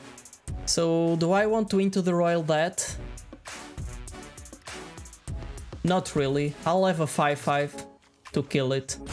So I will just try to see if my opponent makes me draw another land next turn. Oh, a Skyclave Shade. It wasn't that nice, opponent, but thank you either way. Okay, let's play the land that they know about. I'm still not quite in a position to start attacking. Let's try to hold their Myriad Construct back for a little. Oh no. This is target of a spell, not an ability. Oh, this is an ability. I can get there. Oh, Christ. Oh, opponent. Let's see, this works, right? I have mana, right? Yes, I do.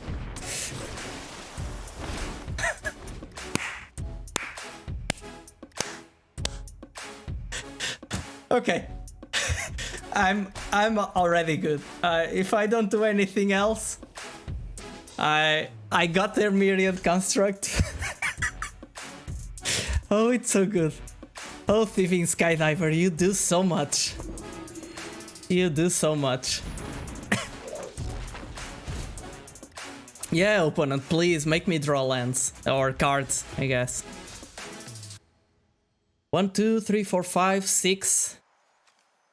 Okay, next turn I'll have Vastwood Search mana, which is great. So I can cast this. I will most likely just commit to the board this turn. I will attack with my Thieving Skydiver. Look. I'll attack with this. Cast my Veteran Adventurer and my Shade. Next turn I can Vastwood Search all my creatures. And it's just neck breaking.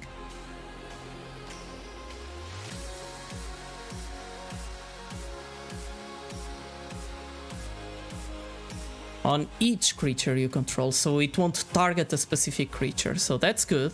That's good to know. What are you doing, opponent? Are you killing? Okay, sure. That's bad. That was a good blocker and attacker. See, it has vigilance, but that's fine. What does my opponent have left?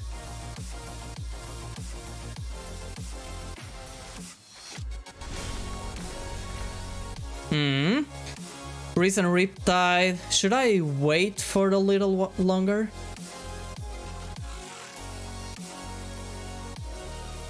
Yeah, I will. Just because I can still attack with Skyclave Shade and the Thieving Skydiver. So if they block, they will most likely trade with it, and I can play a land to get it back. So next turn I can still have Risen Riptide and Skyclave Shade open to... Okay, sure. Oh, if they target my Myriad Construct, it would be so good. So good.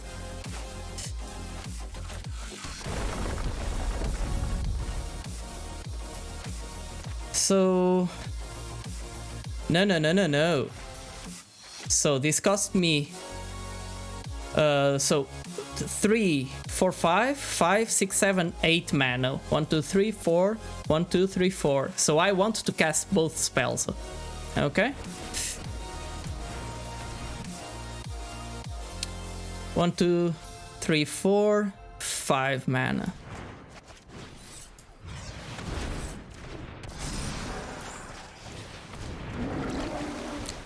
Now I just want that my opponent targets Myriad Construct with a spell. It would be so good. So good.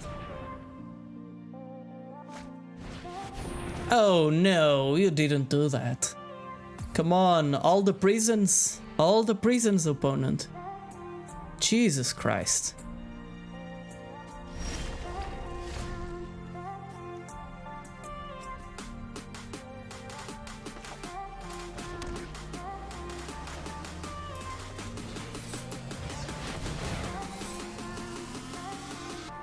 All the prisons in the world.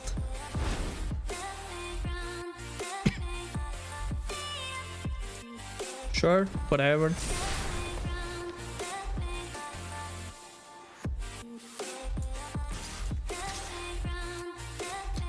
Oh, if they didn't have all those prisons, it would be so good. But yeah.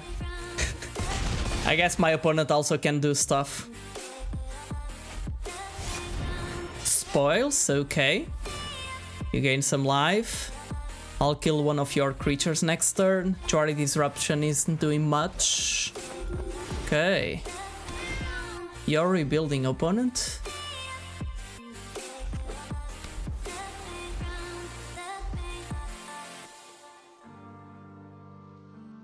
Oh, come on.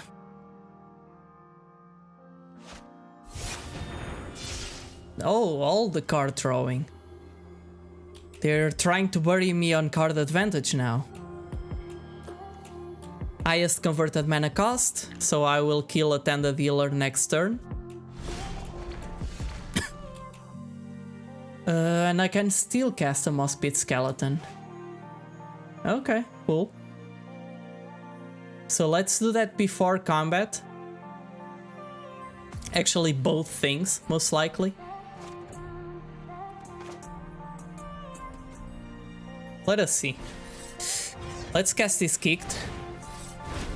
I have all the mana in the world. So I can just attack with these two. The issue with Soul Shatter is I cannot target something, right? So that's not really great. Sure. You're at 6 now. And I leave Jwari Disruption up.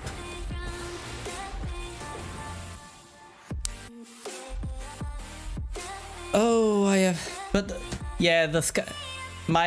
these two great creatures trapped, it's so bad. But still, I'm favored to win, so I cannot be complaining this much. I look like a whiny baby right now, I don't know why. I'm winning this game.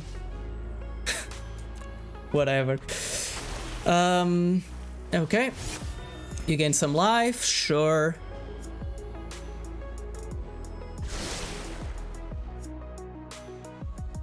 We have more kicker cards left. Please, deck. Please, deck. Okay. Yeah, the issue is they had a lot of card draw. So yeah, so they have plenty of raw power, and I don't. More 3 life, right? Yes. Damn.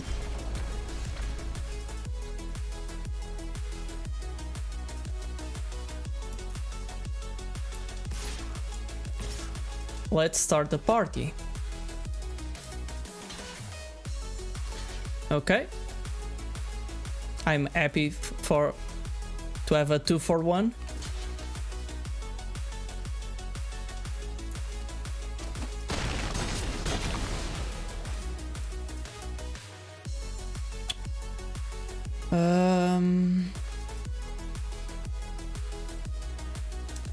This Dauntless Survivor can get my most beat skeleton back, that's the thing. And putting a +1/+1 counter on Reason Riptide doesn't do anything, literally, so... or anything useful, so I will hold to my Dauntless Survivor. Sure. They gain a bunch more life.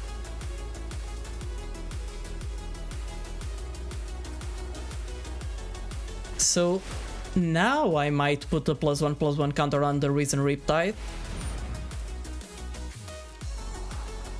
Yeah, they have plenty of mana. Majority Disruption isn't doing anything. Did I use my Into the Royal? I did. And I only have one. Oh, come on! Come on! Another! Oh, Christ. Sure. I guess. Sure, I guess.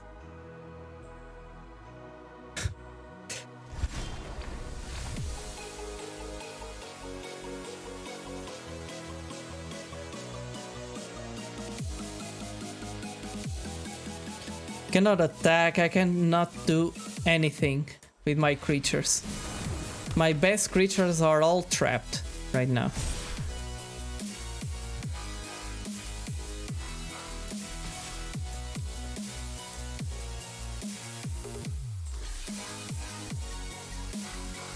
Yep. They got it. I can't even do anything.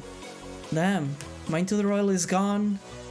Majority Disruption isn't doing anything. My opponent drawn half of their deck with their card drawing stuff.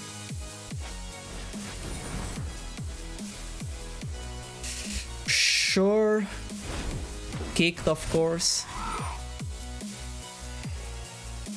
They're turning the game around. They're turning the game with just card advantage. Damn. It happens, it happens.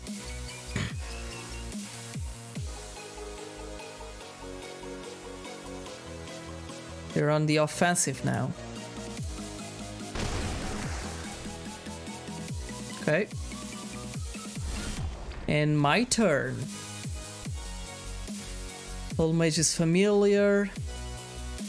Attacking doesn't do much. I think I'm dead right now. I think I'm just dead. Quite unfortunate. Okay. So, options. None really, right?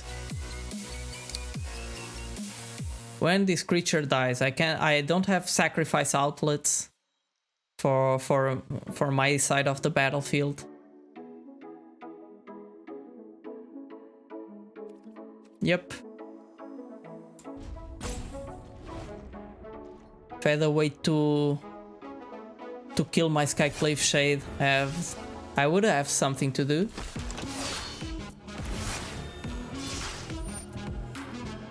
Yeah, of course you will do that. Damn.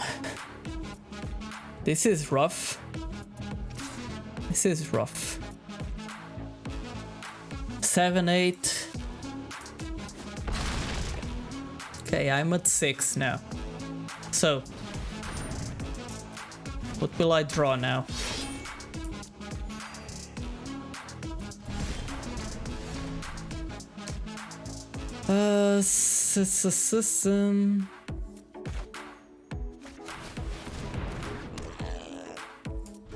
It also doesn't do that much.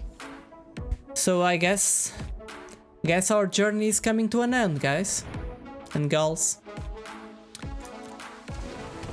I think my journey is coming to an end for today. Let's see. So they can attack with the flyer. Sure. Jesus Christ. Okay. You don't have any other way to play lands. Can you attack with all? Probably you can, right? Yeah. So that is fine. So this one I cannot block, and this plus other, it's enough. I have 1, 2, 3, 4 blockers. 1, 2, 3, 4, 5, 6 attackers. That's game. I forgot to say good game. It was. My opponent played very well. They played very well. Hey, thank you, Icy Pirate. Thank you for following. Even though, well, well, I just lost. But it's fine. It is fine. It was still an interesting run. So let's claim the prizes. Claim, claim, claim, claim. Claim everything.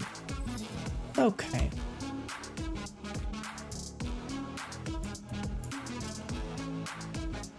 Okay, so that was it for today. Before we leave, let's thank you, Icy Pirate. Oh, this art. Okay, so actually, when I started playing for the first time, I only Magic. That is, I played like for 3 months. It was when Magic Origins came out. That was my very first pre-release. So that was something like something that connected to me because, well, Magic Origins, they were also kind of rebooting the game in a way. So I always that set always marked me. So before starting streaming, or shortly after, actually, I really wanted to get these arts on the back, and those are essentially the 5 planeswalkers that are followed on Magic Origins. Is now missing, so we don't have this. Let's take a look at the draft. Okay, as usual, at the end of the draft, we look into what our progress through the draft was. Unfortunately, we don't have pack one, pick one information. I don't know. It's so useful. I don't know why Wizards doesn't have like a unit test specifically ensuring that they don't mess around with the pack one, pick one logs. But well, that's life. Soul Shatter, as we discussed, this is a nice card to. I'm just laughing because of this Into the Royal Wield. It's so crazy. But Soul Shatter, it takes the best thing from their side of the battlefield typically. The good thing is it's an instant for 3 mana, destroy a creature. So even though you cannot target something, this is sacrifice, so it goes around X-proof, protections, and whatever. So it has some pros despite the cons. Other than that, there was a lot of blue floating around. There was also Royal Eruption, which I was actually undecided between the two, and Royal Eruption would be a nice pick here. But as we saw later, red wasn't that much open, and we will look into what wield again. If you haven't heard this already, looking at what wield, what's missing from the packs is one of the most useful things that you can do after the draft as a review, retrospective. So yeah, Soul Shatter, it was. Altogether, I'm quite okay with the picks that we did. Mosspeed Skeleton, it actually wield. Veteran Adventurer, it's a very strong card. The issue with our deck is we typically paid for the full amount, and that's not really as efficient as it could be. Still, having vigilance can be quite good. But Bolt Catcher, Steel Core Celebrant, it's probably the best white card in the pack. We saw a lot of white cards floating around, but yeah, Mospit Skeleton wheeled, if I recall correctly. We got our Bubble Snare here. Malakir Rebirth, I think it also wheeled. That's the issue with these drafts. I've been feeling they are very different, mostly probably because not a lot of people, well, I know that not a lot of people are drafting. Probably the best players already moved past Zendikar, but so the drafts are always a bit weird. You can't really rely on signals. For example, here it's Bubble Snare and Shepherd of Heroes are two very good signals that both of these colors are open, as well as Vanquish the Weak. So, and this is pick 4. Pick 5 didn't have much, so we picked the Reason Riptide, which it just meh, to be honest. And it's actually our only kicker payoff. So during the games I wasn't recalling it that well. So yeah, let's take a look at the wheels, what wheeled and what not. So this is the rest of pack 1. Unfortunately, we didn't saw it all. Still rolling regrowth. It's a nice way to ramp a bit, which was indeed useful for our deck. Again, into the royal wheeling. This is something that should never happen. So I guess people are simply not playing this. Mospit Skeleton. These cards can still do some work, and it's splashable. The kicker cost. The kicker cost, yes. It doesn't have that color symbols, so it's splashable on your black deck or whatever, or on your green deck. More typically on your green deck, because green helps you splash. So AG Magic. This I'm not drafting right now. This is 17 lands. I'm looking into the draft logs of my draft and trying to understand from the cards that are missing and from my picks and all of that, if we did the right decisions during the draft, you know, or not the right decisions, but if our decisions were sound or not, or should we actually have considered different signals while playing. Malakir Rebirth, come on, this doesn't wheel. If you're playing black, and okay, I know this pack had two nice black cards, so okay. Still, I think Malakir Rebirth is superior to Ghastly Gloom Hunter, depending on the deck. But well, if my opponents don't agree, that's fine. Let's see what happened in pack 2. Skycliffe Shade. This card is very, very good. The issue is we didn't have that much synergies with it. Probably if we invested more highly on +1/+1 counters deck, we could have done a better job. But as we saw previously on the wheel and all of that, black was cut or was being picked highly during the draft. So yeah. So AG Magic, but it's really easy to install. You just have like a small thing running. Let me try to show you. There's this 17 lands service that runs at startup. It's always running, and it's sending your logs to the server, to 17 land server, and this has a bunch of interesting stuff, really. You can use put the tiers here. I haven't uploaded my tier list here. I didn't spend the time on that. Play or draw advantages, whatever. So it has a lot of stats, and if you're a data nerd like me, this is just good. For example, where in all this mess is Zendikar Rising?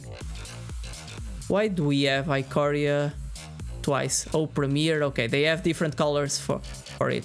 So game win rate on play, game average number of turns. So about 0.51.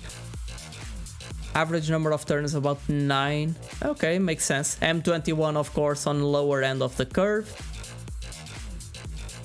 And this is Zendikar Traditional Draft. Okay, so not Premier Draft. Sealed Zendikar Premier Draft. Oh, it's interesting to see that Traditional Draft. I wouldn't expect this exactly, but okay, maybe it's not statistically significant. I know we are dwindling a bit. Oh, I do have a link. Let me share that with you. There you go. So what this essentially means is Traditional Draft, so best of 3. You have a higher game win ratio when on the play, and you have a slightly lower average number of turns on the games. And typically, since the main difference between best of 1 and best of 3 is not exactly the thing, is not exactly the opportunity to sideboard. Okay.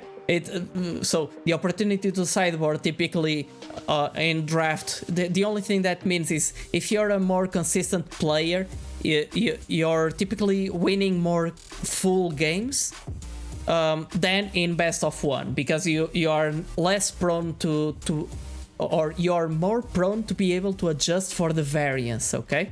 Because if you lose the first game because you missed your land drops or whatever, you have the chance to recover in the next game. So it rewards slightly more skill, but I think that the major difference between best of 3 and best of 1 is really the end smoother. At the end smoother, it's really where the difference lies. So everyone curves out more. They curve out more perfectly, and you need to plan for that. You cannot count that your opponents will dwindle a bit for the initial turns. So it's something that so most of the effect is there. So what this means is typically the decks on best of 3, on best of 1 are more proactive, so they try to curve out and they have a game plan that they try to employ, and not typically a control deck. So that's why typically a Premier Draft is faster than a Zendikar Rising Draft, traditional draft. But it's funny to see that is not the case here. M21 comp draft, I don't even know what that is. Oh, that's M20. Okay, M21 sealed, M20 19. Where are the M20? Okay, M21 traditional draft, also faster and higher win rate on the play. Okay, this is really interesting. But okay, here it kind of makes sense in a way. I'm not really sure. It's interesting to try to understand why this happens. Okay, back to the draft logs. Oh, that's really cool. So you love 17 lands. These guys are data scientists for trade, and they know a lot of stuff. It's really interesting. So we picked Skycliff Shades. Sure, let's just look into our initial picks. Jwari Disruption, it was really not great of a card, but again, the best card in the pack is Skycliff Apparition. After that, I'm not really sure. It would depend on the kind of deck that we're playing, but no real reason. No, not good enough cards there. Skycliff Plunder, Spoilers of the Adventure would be splashable, but this deck, we're not really lowering the cost for this effectively, so it wouldn't do much. I picked Skycliff Plunder, but we didn't play it, actually, and probably we should. We ran out of steam on a lot of our games near the end. And that's something that I definitely need to work towards. So this deck, this card draw is and card advantage is really useful closer to the late game, because if you lose your steam, and my deck wanted to keep it had a late game, not really an early game that much, so. This card probably should have been kept. Lul Mage is familiar. It's between this and Mospit Skeleton. The Skeleton actually wheeled, I think, because we picked 2 of them. Thieving Skydiver, it was great getting that artifact creature from the opponent side of the battlefield, but they recovered. They had an amazing recovery in that game. It was really bonkers. Jesus. But it's fine. Other than that, Bubble Snare is interesting, so we'll see. But I don't think any of the interesting cards actually will. Let's see. Pick 9. So what was picked again? Some blue, some green. Okay, some green was being picked for some reason. Of course, blue. Cunning Geyser Mage, Thundering Rebuke. Come on. Thank God people were picking. I had this card wheel, I believe, at some point, so, or at least pick 7. So it doesn't really make sense. Subtle Strike, it was my pick. I think it didn't play out even, but we could have had a very interesting +1/+1 counter deck if we wanted. So I'm really not sure between the 2 options what would be best. Looking at our cards, blue is not that good. I know I picked some Little Mages Familiar, but we could have had more Mospit Skeletons, for example. But well. Skycliff Sentinel, sure. So no real reason. So nothing major. In terms of cards being picked, no real insight to be taken. This was a nice first pick on pack 3. I don't think it did that much. Gamma Feather Vanguard, I don't know how it wheeled. Jesus. Should I have been playing Warriors again? Because this card is just bonkers. We will see what wheeled. Lol Mage's Domination, it didn't even show up. Skycliff Squid, again, it's a nice card to hold off the opponent.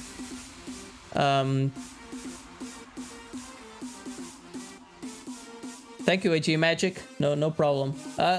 We are actually wrapping up in a bit, but that is fine. Thank you for joining us today.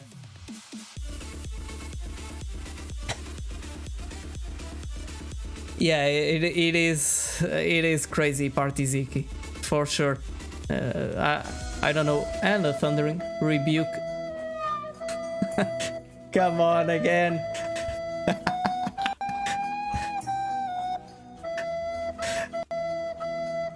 It's really sad. Yeah. Are you sad that the stream is wrapping up? You're such a character, man. Skycliff Squid. It's a nice to hold off the ground in the early game. Let's just take a look into what wheeled, and that's it. So pick 9. Of course, they picked that. Someone was playing Wizards for sure. Grotech Bug. I don't know how someone picks Grotech Bugcatcher and doesn't pick Gamma Feather Vanguard. Because you might actually just have like 2 warriors. Two warriors. Or even, yeah, 2 warriors. You're already making stuff not able to block, typically. But okay, it is fine. I'm just saying this because this card, even in so it's mostly playable in 2 decks, in white red and red black, because in red black you still end up with a lot of warriors. But okay, it will summon Grotech Bugcatcher. I wouldn't. It depends on the deck again, but I wouldn't say that generally speaking it's better than Goma Feather Vanguard, but it's fine. It's fine. Zagras, of course. Zagras, it was crazy. We could have thought about picking it up, but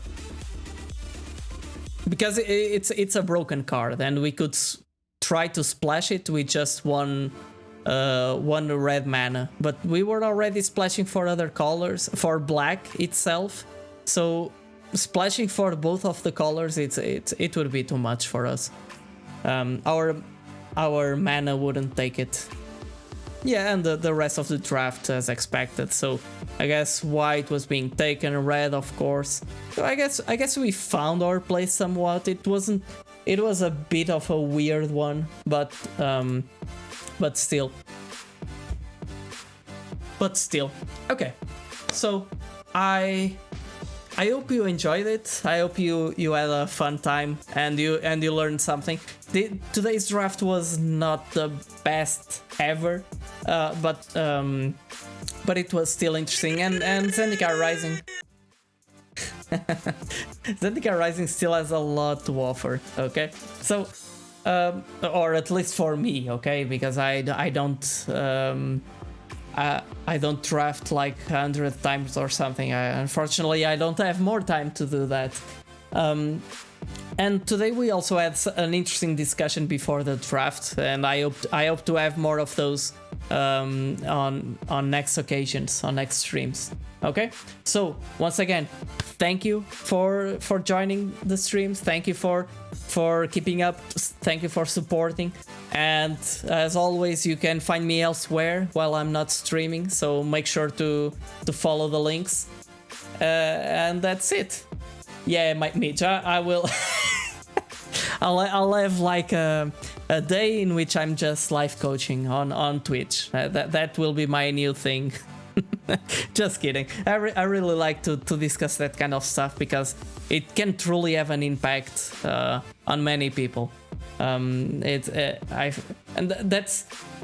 to be honest, streaming Magic just because it's Magic. I wouldn't feel the drive to do it for a long time, but it's with this kind of discussion that I can actually come back and back to it week after week. So yeah. Thank you for joining, and see you next time.